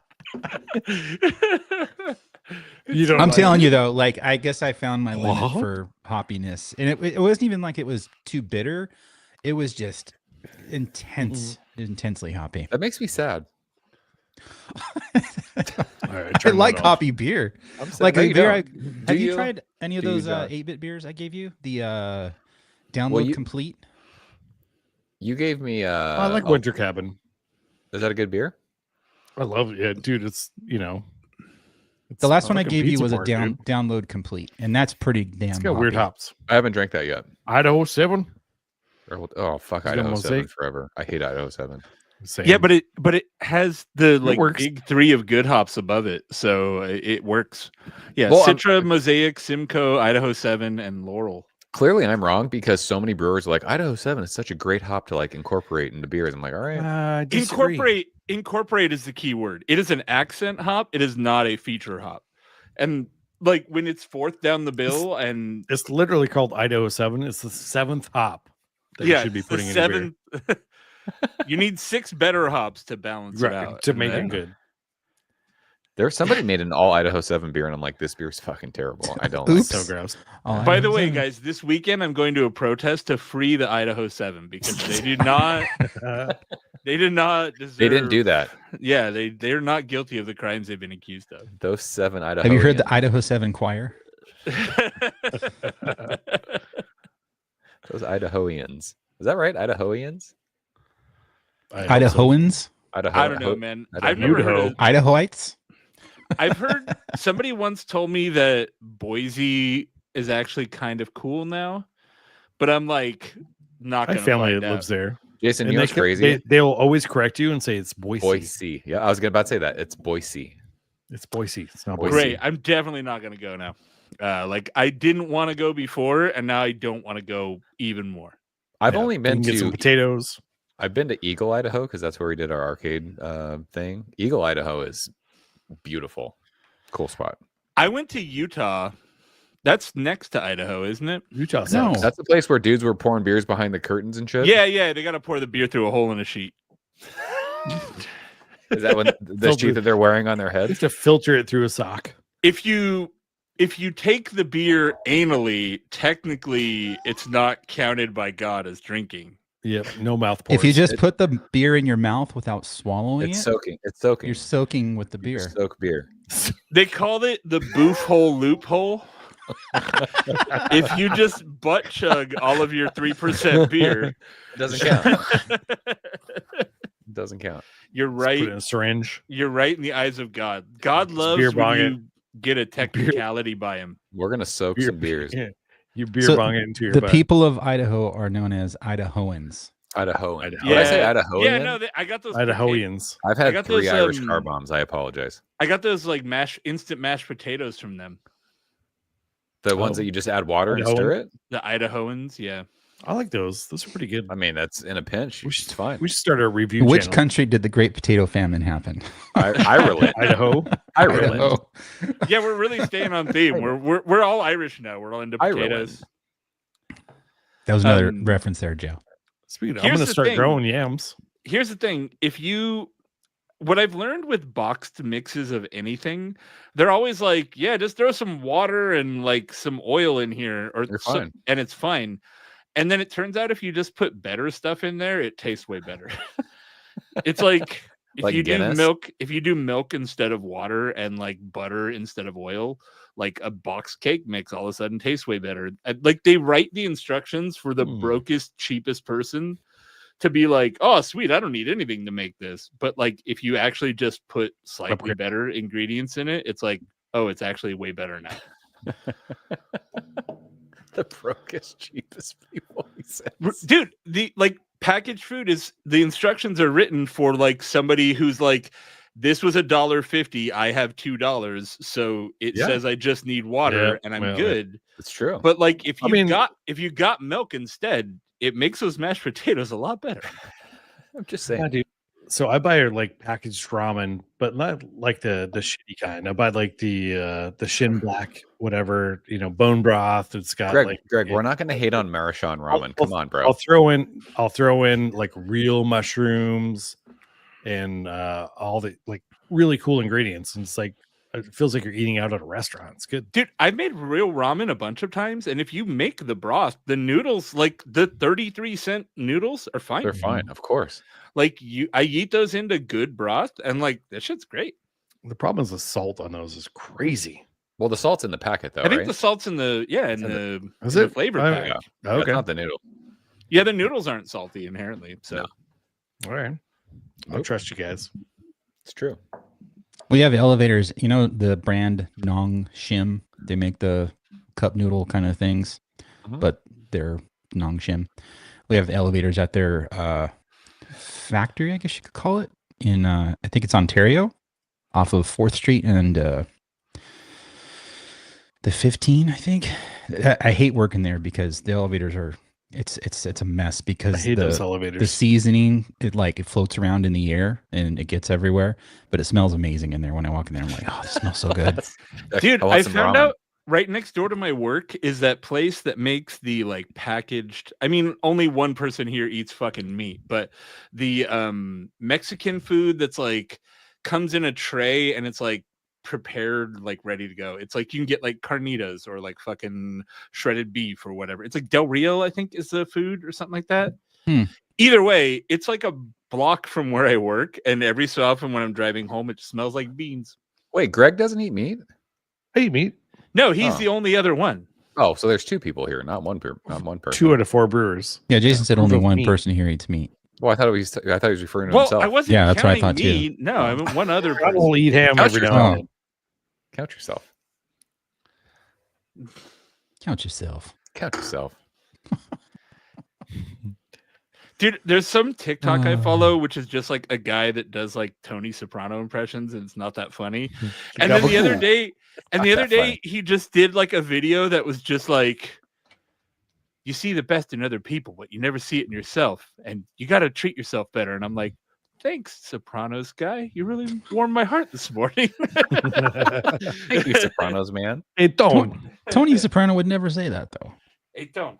Yeah, he wasn't doing that one in the Sopranos voice. It was just okay. He just All being right. a dude. You got the gabagoo. Gabagool. Fuck. Dude, I saw a fucking truck, and it had like a sticker on the window that was just like something about how Italian they were, and their license plate dead ass said Gabagool. Nice. It was brilliant. Yeah, Love yeah. It was pretty funny. Gabagoo. Gabagool. I was like, he managed to avoid putting a woke up political this sticker on morning. there. So I mean, the crazy thing is, it's like they're saying capicola. Like it's not how you fucking say it. Stop saying gabagool. Gabagoo. what about Gab for goal? And manicotti is manigat. Okay, say that Monogold. again, Joe. What are they supposed to be saying? I couldn't. Sorry, your thing broke up. What are they supposed to be saying? Capicola. Capicola. Yeah. And why are they saying Gabagool's gabagool? Because they're fucking from New York, dude. It's a I don't New know. York Italian American thing. Yeah. Yeah, Oh. it's And- fucking yeah. annoying. It's like Manicotti. cavatelli. It's like cavatelli and broccoli. They say, "You want some gabagool broccoli?" It's like just say Oh. cavatelli. I did not know Cavatelli. that. Yeah, they don't Instead like to of- pronounce the yeah. words. Manicotti is like manigat. Managut. That's what I That hear. was like when Artie was on the show. Man- John, Yeah, everything was exactly. mozzarella. It's like, fuck, stop it. It's Mozzarella. Yeah, they would say mozzarella. Mozzarella. Okay. You know what I hate? Fucking there's always these videos where they're like, "Oh, I asked an Italian to look at Oh, I asked an Italian to look at fucking Italian food," and they're always like, "Oh, hey, oh, calm the fuck down, man. Just like, who gives a shit? Just New calm Yorkers- down. Yeah, New Italian Yorkers food's just don't give a amazing. shit, dude. It's the best. They're just a contentious people, it seems.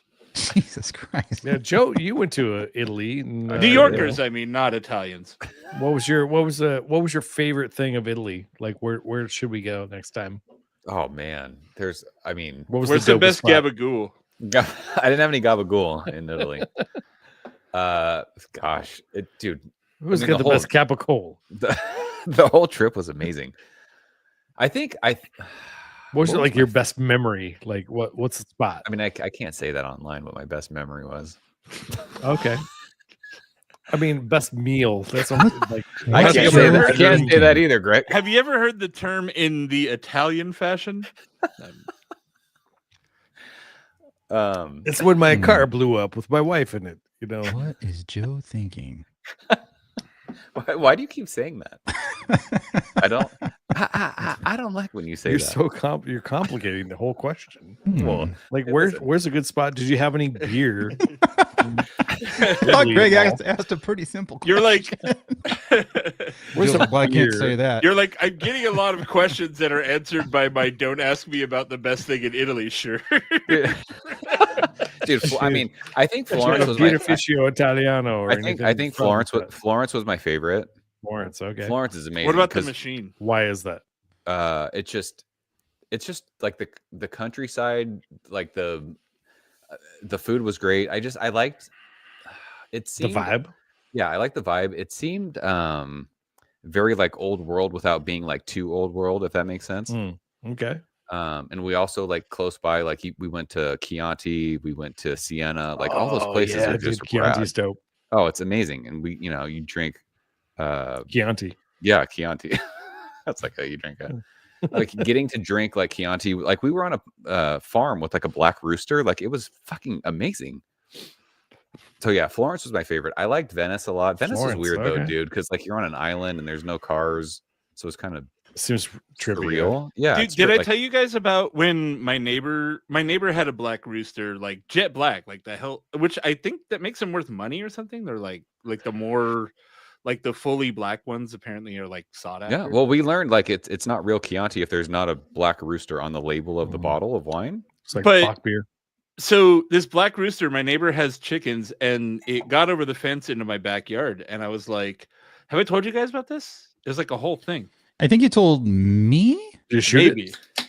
Well, so then I was like, Sarah, you're from the country. What do I do? There's a chicken in the yard. Shoot it. And she was like, well, it got its way over here. It'll get its way back. I'm like, do I have to worry about it? Because I'm barbecuing. And she's like, no, it'll be fine. And so just barbecue it. No, it was just walking around. And I was like, if it's still here tomorrow, I'll deal with it tomorrow. So then in the morning, I went back to be like, what's going on with this chicken? Bad things. Bad things were going on. Feathers were everywhere on my patio. Someone fucked it up. Oh no, what happened? Blood everywhere on my patio. Yeah. Chupacabra. And then we find a footprint, and Sarah's like, that's a raccoon footprint. Yeah. Oh, the raccoon. And then fucked it up. And then around the other side of our planter where we have a tree, we found the chicken, and the raccoon like ate like a hole like this big into it, and then just ate all the insides out of it. Dude, I didn't know raccoons eat chickens. Dude, apparently this raccoon was just gobbling down black cock. Black cock brewing. So then I met my neighbor, and they informed me that chicken was named Morticia, which made me sad to know that this cool goth chicken, which apparently wasn't a rooster, it was named Morticia, I guess. But I don't know. I don't know that chicken's pronouns. But either way, it died in my yard, and I had to tell my neighbor. I'm going to rename my start. I have a void chicken in Stardew Valley. I'm going to rename it Morticia. Jason, are you a Phoenix TX fan? I like them all right. Remember that song? Big. I got a big cock. It's so damn big. I got a big cock. Remember that song? No. I remember that song. By Phoenix TX. I remember that song. I remember when they were called River Phoenix. I do too. I also remember that. What was that one they had? They had one song that's like a sad pop punk banger. I guess it's over now. No, the scene, the fun is over now. That's all right. That was their hit, but they had one like weird. Again, it was a sad pop punk banger. One of the, I think it was the second time I ever saw Blink. Phoenix TX opened for them, and I had never heard of them. And I'm like, these dudes are fucking awesome. Yeah, very much enjoyed their set. Literally called Tearjerker is the song I'm thinking of. I think that was 99. Had to be 99. Dude, so there's this thing going. There's a tour that goes around called Emo Night. Have you guys seen them? I've seen like the stuff online about that, but I haven't looked to see who's playing. So it's just like a DJ thing. Like literally, like they come and they play like old emo hits, and a bunch of millennials come in there and cry. But just cry. But I just found out the terrible theater here in Fontana that they just renovated is getting Emo Night in like June, and I'm like, yeah, I'll go to that. Gonna go? That's less than $10 for me to Uber there. Yeah, I can just get drunk at my house. 5 minutes. Go? I could walk there. Nice. Yeah, and then I could walk there and what are they playing? I would guess. I'm guessing you're gonna see like My Chemical Romance in that era, that whole thing, right? It'll be like All Time Low and like is Dashboard going to be played? You think? It gets weird in how everybody splits the hair, right? Because like really, Dashboard is emo. I mean, do you not consider them emo? None of them are emo. If we're being real, really? Okay. What do you consider emo, Jason? So, like Texas is the reason. No, like some people will go and like go back to like the DC hardcore shit, and like I think that's going too far, and it's we need Tom Ham on the show right here. But like to me, it's the 90s.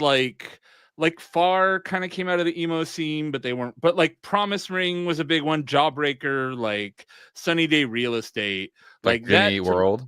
Jimmy Eat World was the tail end of it. I definitely bought Jimmy Eat World and Get Up Kids CDs out of the emo bin at a cool record store in San Diego. Place called Blue Meanie. Did you ever go there? Not me. There used to be a record store in San Diego called Blue Meanie. Hi, Sarah. You don't consider Jimmy or you don't consider Dashboard Confessional emo, huh? Does Dashboard Confessional sound anything like fucking Jawbreaker? Okay. They're completely different bands. Well, all right. Okay. Listen, I'm not going to argue with you. but are you a Finch fan? I like Finch. I have a funny story about what's not funny. I just have a story about Finch. I was in a band, a high school band, and are they emo? No, they're not. They're like screamo. No, Finch. Their whole thing was combining Jimmy Eat World with Glassjaw. That's what they wanted to do. What about that's actually a perfect distillation of their sound. They successfully did it too. But Jason, yeah, What It Is to Burn is an all-time. Let me finish my album. damn story. Sorry. I was in a high school band, and our drummer was like, "Yeah, I got this friend. Apparently, his band is going to get signed to Drive Through." I'm like, "What?" Like, yeah, he's in this band called Finch. They're fucking awesome. I'm like, Finch, and because they're from Temecula, I believe. And I was like, "Oh, that's weird." And then sure enough, like I talked to a bunch of them, like, "Fuck them," and I heard them like, "Oh, they're pretty good." Yeah, they're really good. Yeah. Speaking of Drive Through, Jason, are you a At the Drive-In fan? I like Sparta. Like I like that half. Okay. And then like the Mars Volta guys, like all that shit's too out there for me. I'm like, do you like Hawthorne Heights? No. They're all right. Like if I hear Ohio is for Lovers at emo night, which I definitely will, like I will sing along to that and be fine with it, but like I don't put it on, you know? Gotcha. Yeah. I'm just trying to think of like other bands from like the late 90s, early 2000s that like I would listen to. Have you guys ever seen there's a YouTube account called Emo's Not Dead? Yeah. I subscribe. It's the same gimmick over and over again, but like the dude does like it's like a regular dude who's there with his partner or whatever, and then like whatever a song from the 2000s emo era comes on, and then all of a sudden it cuts back to him and he's like a full scene kid and he's like going crazy. Every video is basically that, but they're funny. Did I ask you, do you like Taking Back Sunday? Yeah, I like Taking Back Sunday, but I feel like they're a little bit played out. Like I've heard all those songs so fucking much. Yeah. Like they're good songs. Again, when I'm going to emo night, if I hear fucking Cute Without the E, I'm like, yeah, okay. I like that song. Red Jumpsuit Apparatus. I played with them. Did you? Yeah.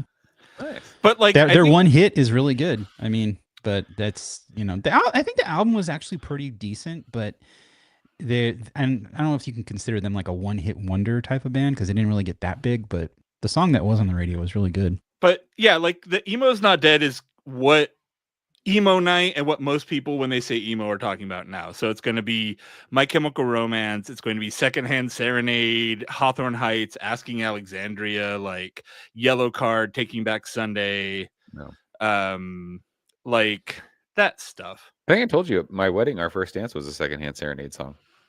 Did you play the regular song, or did you have like one of those like wedding versions? It was like a well, I mean, the song is like a. Was it Fall for You? No, no. It was because tonight will be the night that I will fall for you. It's called. Were you Your like Call. this at your wedding? You're like over again. It's called Your Call, but it was like a different like studio version of the song. And I told you, I think I told you guys, I took my wife to go see them a couple years ago at House of Blues. It was fucking awesome. It was a fun show. There was some like deep cut Dashboard song that was like an iTunes exclusive called I Do that I like hunted down on piracy. And then when I was trying to find it, I found a forum post where somebody was like, "Oh my God, can anyone find this song? I want to have it at my wedding." It's a song that says I do over and over again. And I was like, it's perfect. Jason, and then I sent her the MP3 and she said, "Thank you so much. I'm going to use this." So I helped a stranger with her wedding. That's awesome. Have you ever heard of gosh, what the heck is the name of that dude? Say You Can Fly? Say We Can Fly. Do you know Say We Can Fly? No. I think he's emo. He was one of the openers for taking our Secondhand Serenade when we went to House of Blues. He was super he was a dude who like played guitar by himself with like a spotlight on him and all the lights were off and he was just like, yeah. Speaking of emo, I was at Windsor and we were talking about like American football, the Midwest emo thing. It's like a whole thing. But I was like, yeah, they weren't even in like the weird thing with that band is they're not even in that Nothing Feels Good book, which is kind of like the definitive tome about emo. And then Scott Windsor was like, I was in that book. I was like, oh yeah, I keep forgetting that you were in a fucking. He's an emo dude, right? Fucking, yeah, he was Umbrellas. Before he was in Umbrellas, he was the Lindsay Diaries, which is how he was in that book. And the Lindsay Diaries was very much Dashboard Confessionals, very the same zone. And so it's just weird to me. Again, like you've met Scott Windsor, right, Joe? I don't think Joe has, no. Well, he was pouring beer, I think, right, Greg, when we were there? Oh, yeah. I mean, Greg introduced me to him. I talked to him for 2 seconds. You're like, hey, what's up, bro? Yeah. He was like, I have barrel-aged fucking little twin stars from Monkish. I'm like, I'll have that. Yeah. Where was this at? At Winter. Remember when you guys went to... right. We went to Radiant instead. No, Monkish. You went to... Who has Fundamental Observation? We went to... Yeah, you guys were in Bottle Logic. Homebrew. No, we did not go to... Bottle Logic is across from Windsor's. I'm saying, I thought you and Jason went to Bottle Logic on accident. No, we went to Radiant mistakenly, and then you guys came after your... Windsor's. Greg and I went to Windsor Homebrew, and it was awesome. We won. We did win. Yeah. When I think, I mean, Far, I think, and Far, like Jonah and New End Original is like side project. New End Original was really fucking good. Right. Like that was my version of emo exposure, and Dashboard as well. But yeah, Jonah is still in my head like the king. He's fucking awesome, and he sings so well. He writes such great songs. What did Matt say? The only emo band that mattered is Elliot? I don't know Elliot. There's a band called Elliot that I can't think of any of their songs right now. I remember them. Like I remember late 90s. Do you remember Elliot Smith, I think was his name. He got killed by didn't his girlfriend kill him or something? Or he stabbed himself in the heart 3 times. Is that what it was? I can't remember. What? Holy shit. Literally the most emo way to die ever. 3 times. Oh my god! But like he locked himself in a room after like an argument with his girlfriend or something, right? And killed himself. Just OD, bro. Is that what it was? What's happening? But dude, he was the soundtrack of Good Will Hunting. Like he had so many songs on that, and I liked his music. Elliot Smith is fucking amazing. Like one of the best. Awesome. Great. But that was the whole thing with the getting really into the weeds with the whole emo conversation. Is he every emo? sad singer-songwriter is not emo. Like that's a whole different genre. Like if you sound like Nick Drake, you're not the same genre as My Chemical Romance.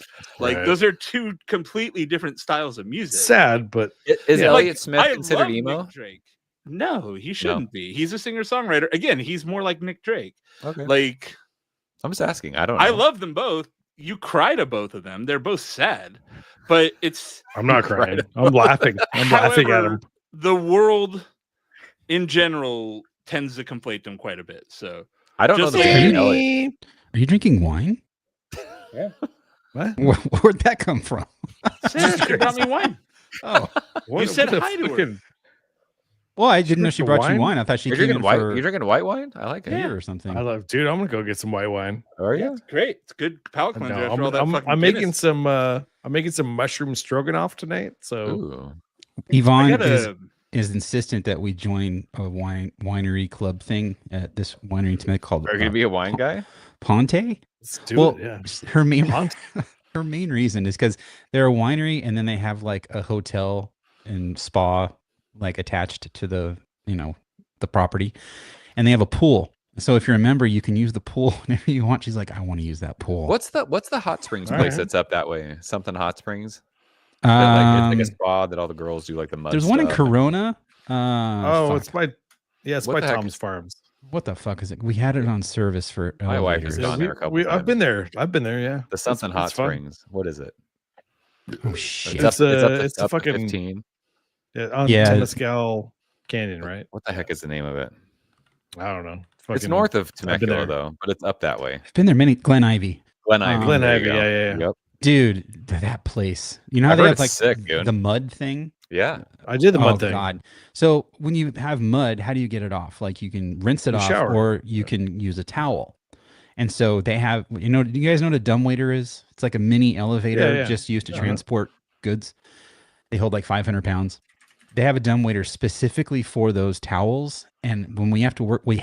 I was just like, God damn, because like that fucking shit is, yeah. And it's a small thing, so it's hard to work on as it is. But then when you have to go underneath it, it was just this mud that it smelled.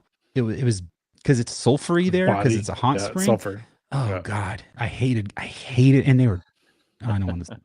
Maybe we still have them on service. I hated going there. Like I've heard Glen Ivy's fucking awesome. I've never been there though. But Yvonne bought me a Glen Ivy thing for my birthday one year. You should go. I'll go with you. And so I was like, oh, Yvonne, I have bad I'll go, dude. feeling. Well, this was years ago. Dude, I'll throw mud at you. John, let's have a mud fight. I told her, I was like, I don't want to sound like a jerk, but I really don't want to go, and it's not my. Dude, you got to take your homie. Well, I ended up being on call. They have Allagash White on tap. I ended up being on call for work, and I was like, I guess I can't go because I'm on call for work, and I felt bad, but I was dreading having to go there because I didn't want to. I do not like going there. They've traumatized. Like those things don't expire. Let's go. I'm down to go, dude. I thought they do expire. The four mudders. They don't expire? How do you know they don't expire? Wait, that sounds bad. We can't do that. I'll sling some mud at you. There's like a dude themed like haircut spa place nearby here. I was like, I should go get a fucking pedi there. By you? I would it's at the Victoria Garden. Get pedicures. Come on down, Jason. Let's get drunk and get pedicured. Dude, my wife used to work at a spa when she my wife. And I went and I did the whole. She was like, "I'm gonna like do all this stuff for you." I'm like, "All right." And I went and like got like the whole pedicure thing and like a massage. I'm like, "This is fucking crazy." I should do it. I mean, I was like 22 when I did that. And I'm like, I didn't want to do it. And I did just it. hanging out, dude. No, I was like, this is the greatest thing ever. It was amazing. Just sitting in pools. And they have an elevator that is a glass elevator that it takes you from the ground level down into like the cave area. Does it explode out of the roof of the chocolate factory? No, but the elevator shaft, it's a glass elevator, is like this faux rock. Charlie! So it looks like you're descending into a cave. It's kind of cool. And you walk out and it's just covered in rock. And there's like you check in at the desk there and then you go in. I think that's where they have like saunas and shit. But it's an interesting place. And it's, I don't know. I just don't want to do the mud thing. There's other reasons to go, but I don't. Every time I go to a museum, they have like the museums in LA all have like really wild ass elevators, and I'm always just like, I wonder what John would think about this. Man, after the mud thing, like your skin feels so amazing after. See, I would think that it would dry you out. I don't know. Nah, dude, does it? You feel golden, like, You feel like a Greek god. But I'm like a fat dude. Get out of that place. Fat dude John, covered in you're mud. fat. I'm like, I don't give a fuck. Like, well, I give a fuck. No one's self-conscious. John, what's it like working on glass elevators? Because every time I've been to a place that has a glass elevator, I'm like, this is the coolest thing ever. I love glass elevators. You mean just like with windows in them, or like where you fully made out of glass? You can see everything. Like when you're in it, I love that shit. I mean, they're no different than any other elevator. When I was a kid, we would do. You got to keep the hoistway clean, which kind of sucks. But I'm saying we would do hoistway, like Disneyland trips, but we would go to San Diego first. And gosh, I can't think of the name of the hotel, but they had a glass elevator, and I just remember you'd get in, you could see the entire hotel. There's a hotel in Anaheim. I forgot the actual company, like a Marriott or something, but they have glass elevators on the outside of the building that are like. Marriott. Are they the pointy ones? No, that's a different hotel with indoor elevators. Whoa. But they have all glass elevators, and they basically, I don't know. There's no back of the hoistway. Those really suck to work on because you can literally fall and like. They have like a special hatch on top that you have to open because they want to cover up all the stuff that they don't want people to see. It's a huge pain. And the traveling cable, the cable that delivers the wires from the controller to the elevator is like in a hidden thing, so you can't see it, and it's a pain. I hate them. That shit sucks. But a regular elevator that has like windows in it, I think the claustrophobic person in me loves being in a glass elevator just because you can see everything. Yeah, it's cool. That's awesome. Like my the biggest fear in life is getting stuck in a fucking elevator. Like, no way. You have nothing to worry about. It's the safest place. What do you mean you don't have anything to worry about? What are you talking about? It's the safest place to be. You know how many 9/11 things I've watched about the people in the World Trade Centers who were stuck in fucking elevators? Fucking plane crashed into the boat. I think the plane was a bigger problem than the elevator, dude. It was terrible. You're dead anyway. Yeah, it would be the worst thing ever. Those fireballs came through the elevator Hey, shaft. you know what'd be worse? The people people that jumped out you're the right. window. That was just poor architectural design. Slamming. Getting stuck Joe, in an you'd elevator. rather be in the elevator than be the guy that fell out the window. That's true, but I don't want to be stuck in an elevator ever. No. Then don't. Okay, think about it this way. The elevator, I'll try my best. structurally speaking, it's a big hollow hoistway that is like surrounded by metal and concrete. Unless like some catastrophic thing happens, then you're fucked. But if you just get stuck, like you're not going anywhere. Nothing's going to happen to you. I think Massive Beers is talking about Last Action Hero, which is at the Westin Bonaventure, which has those really cool. Like, I've been there. Yes. I was just going to say Bonaventure. Yeah. My building was across the street. I literally was on the other side of Fifth. Commando also had clear elevators in the Valley Mall, I think. I'm glad you're telling me I have nothing to worry about when I get Commando entry lights. Okay, dude, Commando favorite fucking movie ever. I've been doing this for 26 years. I know what I'm talking about. What if Dr. Octopus is up there tearing out the fucking cables? What's that, Jason? What if Dr. Octopus is out there using his robot arms, ripping the cables in half? Joe, did you see I did a video like Mashable hit up our union and I did a video on elevator movie myths and stuff with Mashable? No, when was that? This was 2016, years ago? 2016, 2015. Like that's what I saw myself in that video and I was like, I have to lose weight. I do not like the way I look. I don't want to get stuck in an elevator, dude. Like I just feel like I would be like, what's happening? You're fine, dude. I mean, unless you're claustrophobic, that's one thing. But I didn't think I was claustrophobic until I had my first MRI. And getting put into one of those tubes, bro. Fucking, I tried. It didn't work. Are you sure you just don't hate dubstep? I got put in an MRI tube for my first shoulder injury, and I'm like, I got to get the fuck. I think I lasted like 7 minutes, and I'm like, I'm done. I'm out. I never been in one, but I'm fat. Maybe they put me in like a horse MRI. Well, they have open MRIs, which is still it's not that great. Like you still it's right at your face, and you can turn your head and look out. I don't know. I don't like it. I've gotten I got some sort of like fucking weird scan that went around my head for the dentist though. They got like when they check. They have like I think it's like it's like a CT scan thing where they're like doing scans around the head. Because Greg is it everywhere all of a sudden. Look at him. Cause you're everywhere to me. Did you end up going to Ryan's birthday thing, Greg? I did. Yeah, it was great. Yeah, fucking Thursday night. I was like, hey, it was the most amazing. And you were like, nah, probably not. It's late. And so I was like, I guess I won't go either. And then you just are telling me you went, and it was amazing. I asked you the day before great. if you were going. You fucker. It was a Thursday night, dude. You can't. No, you asked me like a week ahead of. I don't know. It was like 3 days before. I was like, "Are you gonna go?" You're like, "Nah, it's late." I didn't. I wasn't planning on it. You should have told me, like, man. I wanted to go. All the stars aligned, and I was able to go. Sorry, could have sent me a text, you cocksucker. Jesus, next time. Is that true, Greg? Have you ever done that? Sucked a cock? No penis has been in my mouth. I've tried my own, but can't reach. Reminds me, what's the Jack Black movie where the dude what's the what's the Jack Black movie with Neil Diamond at the end? And it's got the dude he's trying to come on. Fuck, I have no idea. Jack Black. It's Jack Black and the dude with the oh my gosh, what's the movie where the dude's trying to suck his own dick? It's the best. I'm gonna try and Google it real quick. You guys have had to have seen it. Could you imagine if you actually could and you're just bad at sucking dick? You're just like, it's the worst blowjob I've ever had. How disappointed in yourself are you? From somebody, like, goddamn. Saving Silverman, Jason and Greg. Have you ever seen that movie? Okay. Oh, no. I remember it being bad. It was funny, but it's like dumb humor. Yep. I remember hearing somebody like, there's dudes that can do like they can like fucking gargle their own knob or whatever. And Ron Jeremy did it, didn't he? In movies. The thing I always heard is that they say it feels a lot more like sucking a dick than it feels like getting your dick sucked. All right, I can see that.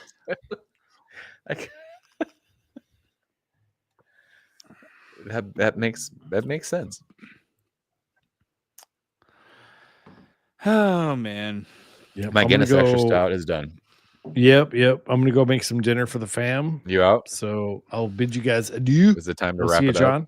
up? Let's talk this week, Joe. Like, no shit on the 8th. Like, let's see if we can figure something out. That'd be maybe fun, yeah. Come stay the night or something, or Yeah. I'll get a room for a night. I don't know if you have a. We'll figure it out. I mean, we can do a show too. I can make my kids sleep on the couch, and there's rooms. I'll bring my camper. We'll Yeah, I want to just punk a child and be like, "It's my room now, motherfucker." You can. No, I've done that before. It's uncomfortable. Alternately, yeah, My bike, punk. I could just like use some hotels.com credits and stay somewhere nearby. Done. Yeah, some good spots. Well, how about if we get an Airbnb and make it 4B Central for the night? Ooh. Well, I can't because we have to go home for the dog. So unless we got like a place where we could bring Betty, just bring the damn dog. That would be cool. That's what I'm saying. I'll look into it because I mentioned staying down there because we were going to go down there for Joe's birthday stuff. But if we're going to turn it into a whole thing, then maybe I'll just stay down there. It'd be fun to like do videos and like all kinds of fun stuff. Just leave the whole bag of food. We've done that before. It's fine. No, it's not. You don't know what happens to Betty if we're not home by a certain time. Especially if we leave the closet open. Twice it's happened where she's gone into the closet and ripped all the clothes down and like broken hangers, and her mouth is bleeding from chewing on broken plastic. She super like freaks out when you guys are gone. Mm-hmm. Man, pet ownership sounds rad. You have no pets? No.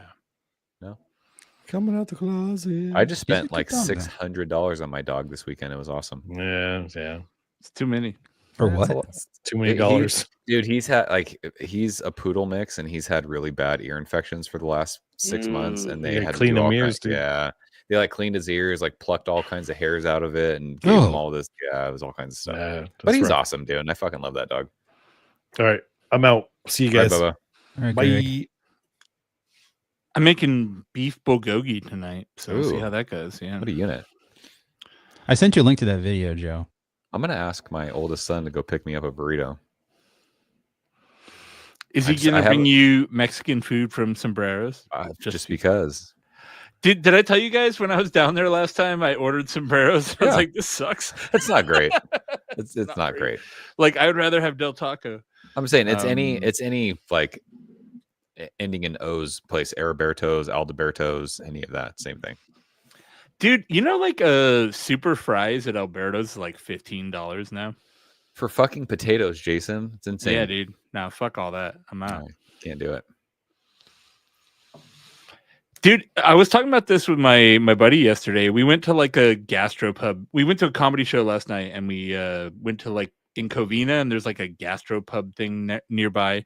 One kind of low key bad. I was like, the places in Riverside are all better than this. So I guess we got one better than San Gabriel Valley still. Who'd you see doing comedy? Anyone good? It was a Hollywood Babylon. It's a Kevin Smith and Ralph Garman's like entertainment podcast. Yeah. So Kevin Smith, movie director guy, and then Ralph Garman. He used to be on K-Rock. He was on Kevin and Bean's morning show for like. He was on Kevin and Bean's morning show for like 20 years. So he was one of the guys on Kevin and Bean. But yeah, it was really funny. It was a really good show. Yeah. Dude, they seemed hyped. They were like, we can't believe how fast this place sold out, and it's close. So like, this may be our new home. So I was like, that'd be sick. Covina's pretty convenient for me to get to. No, dude, one of my first jobs during college, I worked in a warehouse, and it just Kevin and Bean were on every single morning. That was 2000, 2001. I love their Christmas CDs. They used to have they would do the Christmas concert, right? They had the concert. Acoustic Christmas. They would do almost acoustic Christmas. Kevin and Bean would do a Christmas tapes, and they were like a mix of regular and like regular Christmas or like Christmas songs by alternative bands, and then also like skits and like stuff like that. Like, they're not on the radio anymore, right? They might still be, or one of them is. They probably have a podcast. I think Kevin actually got laid off. Did he? I think recently from K-Rock. Ralph got laid off like 10 years ago. So yeah, because Bean was gone. He's been gone for quite a while. But Kevin did a show with a couple different people. I'm saying though, like in Southern California, like they were big for a long time, right? I listened to Kevin and Bean every day. 1990 to 2019. I just looked it up. I'm saying it was them, and then like Big Boy was in L.A. No, they Big were Boy? huge. Like they were the morning show in L.A. radio. Like I remember listening to like Steve Harvey was I think 103 point something. Like his show was on in L.A. Like I remember all that. Yeah, I would switch between Kevin and Bean, Howard Stern, and then on the way home, I'd listen to Tom Likas. And you guys ever listen to him? He did a thing called Flash Friday before everyone had daytime ring lights. He was on KFI, right? Yeah, you put your lights on to indicate that it's Flash Friday. So if a woman sees it, they'll flash you. And so I would do it, and it worked. Of course you did. I got flashed exactly one time. I was coming down the 10, and I was going under the 57, and bam, some chick. I was like, holy shit, it worked. Like, thank you, Tom Likas. That's great. Amazing. He turns out he's a fucking dipshit and piece of, he's an asshole. But of course, everybody on KFI is garbage. Yeah. It is a hardcore conservative AM radio station. No, he wasn't on KFI. He was on 97.1 KLSX. That's the station that Howard was on, I believe. Yeah. That's how I got into him, because he was on the same station Howard was syndicated on. Flash Friday. On KFI. I know everything on. My dad listened to KFI constantly, and like, I was like, God damn it! I'm not listening to AM radio. Like AM radio is radicalizing all the boomers. Yeah, he was on KLSX. I listened to AM radio when I was in college because I did a internship at Extra Sports 690, which was fun. What'd you do there? It's sports talk. I was part of the promotions stuff. So like anytime they did a promotional thing, it was so fun. Like I got into bars when I was underage. They used to do Street Scene down. Do you remember Street Scene? No. I think it was called Street Scene in San Diego. It was downtown, and there was they would do concerts, and it was downtown San Diego. It was fucking awesome. I went to Street Scene one year, and I saw fucking Snoop was there. Yeah, dude. It was funny because it was like I'm in San Diego watching Snoop Dogg, and I look around, and I'm like, there's more black people on the stage than there are in the crowd. I'm saying Street Scene was sick, dude. There was always like great 3 black people in the crowd and like 10 on stage. I feel like Street Scene was like Kaboo before Kaboo was a thing, sort of, kind of. Do you know what Kaboo is? No. I think it's in Del Mar, and it's just like a 3-day, like just great bands. I don't know if it stopped during COVID. They might have started again, but Street Scene was awesome. And so we would just bring our sports radio thing down there, and like we would just set up tents and do like fucking cornhole and like drink beers with everyone. It was so fun. Is that KABOO or? Yeah, KABOO, Kaboo. Kaboo Festival. Yep, dude. I feel like Street Scene was that before. I mean, maybe not on that level. I went to a Street Scene around like 2006. Oh, it's supposed to come back September. Okay. And it was like a legit festival. It was like Street Scene was sick, dude. Like Dave Matthews played there. Like there was I think Tom Petty played Street Scene the one year. Snoop was there. Like it was. I've never heard of Street Scene. Okay, that's crazy. I think this is the year I went. Cypress Hill, I think, was 2006. Tool, Kanye West, Social Distortion, Snoop Dogg, like Street Scene was Sean fucking Paul, awesome. AFI, the Yeah Yeahs, Modest Mouse. It was a big. That's fucking killer, dude. And dude, it was There's one a of lot those more. My Chemical Romance, Wu-Tang, Bad Religion, Yellow Card, like Slightly it was one Stupid, of those things Block too. Party. Like if you didn't buy a ticket, you could just park downtown and just like far away and listen to the music. It was. What's funny is when we saw Newfound Glory, they played with All American Rejects at the little outside part at Petco, and we just I don't give a shit about the Rejects, just hang out outside. We watched Newfound Glory, and we stayed a block from the park. And the place we stayed at had a rooftop bar. So we went to the rooftop bar and we just listened to the Rejects awesome, from the bar. Yeah. I was like, oh, this is pretty cool. Yeah, it's rad. That's how Street Scene was. I saw that and I'm like, man, this really makes me want to. I wish I could afford a condo here because I would just. Oh, me too. Just sit outside and listen to music. Yeah, I mean, it's not going to be bad. Even if you're not into it, it's going to be good. Just for me during baseball season, I would love to just be able to sit on a fucking balcony and watch games like inside of Petco, just look down and watch the Padres. It'd be so sick. That'd be cool. Yeah. That'd be great. We had a person when we first got into like New Brew Thursday, she had a condo downtown, like right by Petco. And it's the first time I saw like a rich person condo. Yeah. And she had like, electronic shades before they were cheap. And it was just, well, I'm like, oh my god, dude, like, the whole gas lamp. She was on like dude. the 16th floor or some shit. I'm like, damn, this is great. I've been to a lot of like downtown places in different cities. San Diego's my favorite. I fucking love downtown San Diego. I love it. It's my favorite. Yeah, I would agree. I think, I mean, I like LA because I have history with it. I mean, I worked there for so many years, but I don't like LA itself. I don't go, and if I go to LA, it's because I'm going to a brewery or something. Otherwise, I don't give a shit about LA. But San Diego, downtown San Diego is pretty nice. When you say downtown San Diego, like where are we talking about there? By the park, like the gas lamp. Yeah, I hate the gas lamp. Why? It's all like fucking, like, I don't know, it's all hot use going out clubbing and shit, and like that's not my scene. There's plenty of good like hole in the wall. Like there's a couple places like we'd go in and get like $5 tall cans of PBR. Like it's fun. I go in and I like go to like Craft and Commerce and I go to False Idol because it's like my favorite spot, and then I fuck off back to North Park. Is usually how I North roll Park's down there. cool too. It's only like it's less than $20 to Uber from Gas Lab to North Park, and North Park is way cooler. So I can see that. No, I'm not mad at that. I mean, you are always in San Diego, so like you got to get variety. But for me, I'm there like every couple of years, and I'm like, I'll just go to North Park where things North are Park's good. great. I love North Park. They have $7 grand, which is from LA. I don't know. Oceanside, at least from what I get when I go to Green Cheek, it reminds me of like Orange County. You know downtown I mean? Oceanside's cool. I get the same vibe like when I go to San Clemente or something like that. It doesn't feel like how it feels like when I'm go to the Gas Lamp or whatever. It's a different. Well, it's just small. Well, it's very small, beachy. Like I like downtown Oceanside. No, I like it too. I mean, I don't live close, but I'm glad I live relatively close. Under an hour. I remember when I went to SDSU in '99, like my parents bought a house and nobody went downtown. It was terrible. They've cleaned it up and like it's so different now. That's cool. The party school? SDSU was fun. I saw Smashing Pumpkins there on their final tour. Did you really? Yeah, that's fucking awesome. 25 years ago, I saw them on their final tour. Were you like Cox Arena? No, at SDSU. At the I'm saying Cox Arena was on campus at SDSU. Like, where'd you see them? The open air theater. Oh, okay. Wow. Yeah. That's awesome. By the way, wasn't their final tour. They said it was their last show. They announced on K-Rock the weekend before that it was their last show. Was it their last show with the original lineup?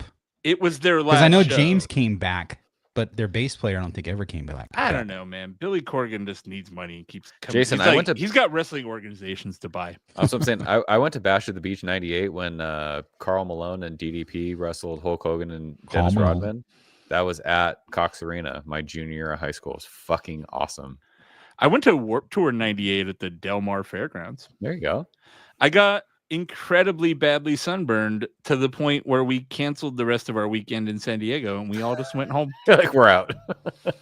Didn't Garmin did he do Karl Malone on Kevin and Bean? That was Jimmy Kimmel did. Yeah. Oh, was it? Yeah, I didn't know. Yeah. Oh yeah, he was full on blackface. It's Karl Malone, Utah Jazz. I'm Karl Malone. It's from Crank Yankers, but I always do this is Karl Malone from the Utah Jazz saying, remember, ghosts are spooky, but they can't bite you. I'm Karl Malone. That was him and didn't Tracy Morgan do Crank Yankers too? He did, right? Yeah, he did, yeah. Yeah, he was funny. My Threads avatar is a puppet from Crank Yankers. You couldn't do Crank Yankers these days, I don't think. I mean, nobody picks up their phone, so like prank phone calls don't work anymore. I would just be like, send to spam, dude. Dude, I remember getting like Jerky Boy CDs when I was in high school. Like that shit was the fucking best, dude. Well, like Howard Stern, those guys resorted to calling into internet podcasts because they're so desperate for people to call in, and they'll answer for anybody, and it worked out great for them. Or what's the thing where they sell stuff? Swap Shop. Swap Shop, yeah. God. Oh God. I listen. I'm like, people actually listen. And when they go to the commercial and they put the fucking echo on, so a different world, man. I love when they're like, you can't sell that on here, and they go, "Hi, I was calling about the blah blah blah." Like, no, we're not doing that. Hi, did someone say they were selling a blah blah? Like, no, we're not doing that. You can't sell. No, that. the one that comes like when they're like there was a ban on selling chickens. Oh yeah, Because I guess some kind of bird flu or chicken thing, and so I got 10 chickens up for no, you can't do that. Yeah. Remember the one where Sal and Richard did the one? I think someone got their scooter stolen or whatever. They had the whole fucking like police chasing them. No, What yeah, was it? that was Was it a scooter or like a woman's husband was stole her scooter, and he called was it Swap Shop? He was like, "Open the back door. I'm gonna come in." He's like, "You can't come here." Yeah, God, I can't remember. Oh God, this is bad podcasting. But I'm saying that was one of the best. That was one of the best. Yeah, prank that was a good one. Oh man, I can't believe I had several Irish car bombs tonight. Not a great look. It's fine. It's my birthday week. When is your birthday exactly? Saturday. Oh, March 1st. That is your birthday. Okay. It's my birthday. Lousy smart weather. I know. All right, I bought Joe some cologne for Valentine's Day. I got Mambo, dude. It's the KFC one? The best. No, it's a Howard Stern. Oh, reference. You don't listen to Howard? No, he doesn't. No. I listened to it with John, and it's like just like hours of dudes yelling New Yorkerly at each other, and I'm Ronnie. Like, I don't know who the fuck any of these guys are. They're just like, it's funny. Jason and Yvonne have the same complaint. Like, why is this man yelling? I'm like, every time I turn Howard on and she's in the car, fucking Ronnie's on and he's yelling at something. Dude, John, speaking of Ronnie, like when they did the pervert thing and he's talking about Dr. Ronnie is her name, right? No, Dr. It's not Dr. Ronnie. Someone called her Dr. Ronnie. Yeah, it feels like Howard Stern. And he was just like Dr. Frankie, blah, blah. I'm like, dude, calm the fuck down. Like, it's like Howard Stern needs to take a shit because he's elderly, but he's got a 4-hour radio show to do. 3. So he just fucking brings in some goblin from the streets of New York. It's not like that anymore. Yell for 3 hours while he goes and takes a leisurely dump and scrolls on his phone. And then he comes back and goes like, hey, now. It's not. It's again. You and Yvonne are on the same fucking track. It's not like. Look, that I just listened to it in your car when we were driving. Dude, he's got the best job in the world. Like, why would you ever retire? You just wake up, walk downstairs, and fucking talk for 3 hours. I really think he's going to sign another contract. Millions and millions of dollars. The pervert thing with him trying to that upset me, especially though, when dude. He said that shit upset me. I don't want to affect someone's employment status or ability to get hired. I think he didn't say that as a means of like, I'm going to retire, so JD's got to find a job. I think he was just saying like, you think JD was the number one guy? Absolutely. You don't think it was Ronnie? No. Or Sal? No, Ronnie's. If you listen, you're not a pervert if you're into sex and you're like vocal about it and you're not being a creep about it. Basically, Ronnie's not a creep. He's a creepy old man. They said several people on the staff watch bestiality videos regularly. Like, that's wild. No. I think that was piss porn. Well, they said bestiality too. Well, I think but piss porn was the one. Both of those is crazy. Like, what are you doing? Right, you guys are right. I am missing something with this show. Now you sold me. I got to get back. You got to start listening, Jason. And then like Robin is like, all right, come on, guys. Piss porn's a little too far. No, she wouldn't say that. No. Robin's gotten actually better over the last 10 years. Yeah, she has. Yeah. I would love to hang out with her. They've all got to be like 70 years old, right? Oh, they're old. They've been doing this show for fucking my whole life.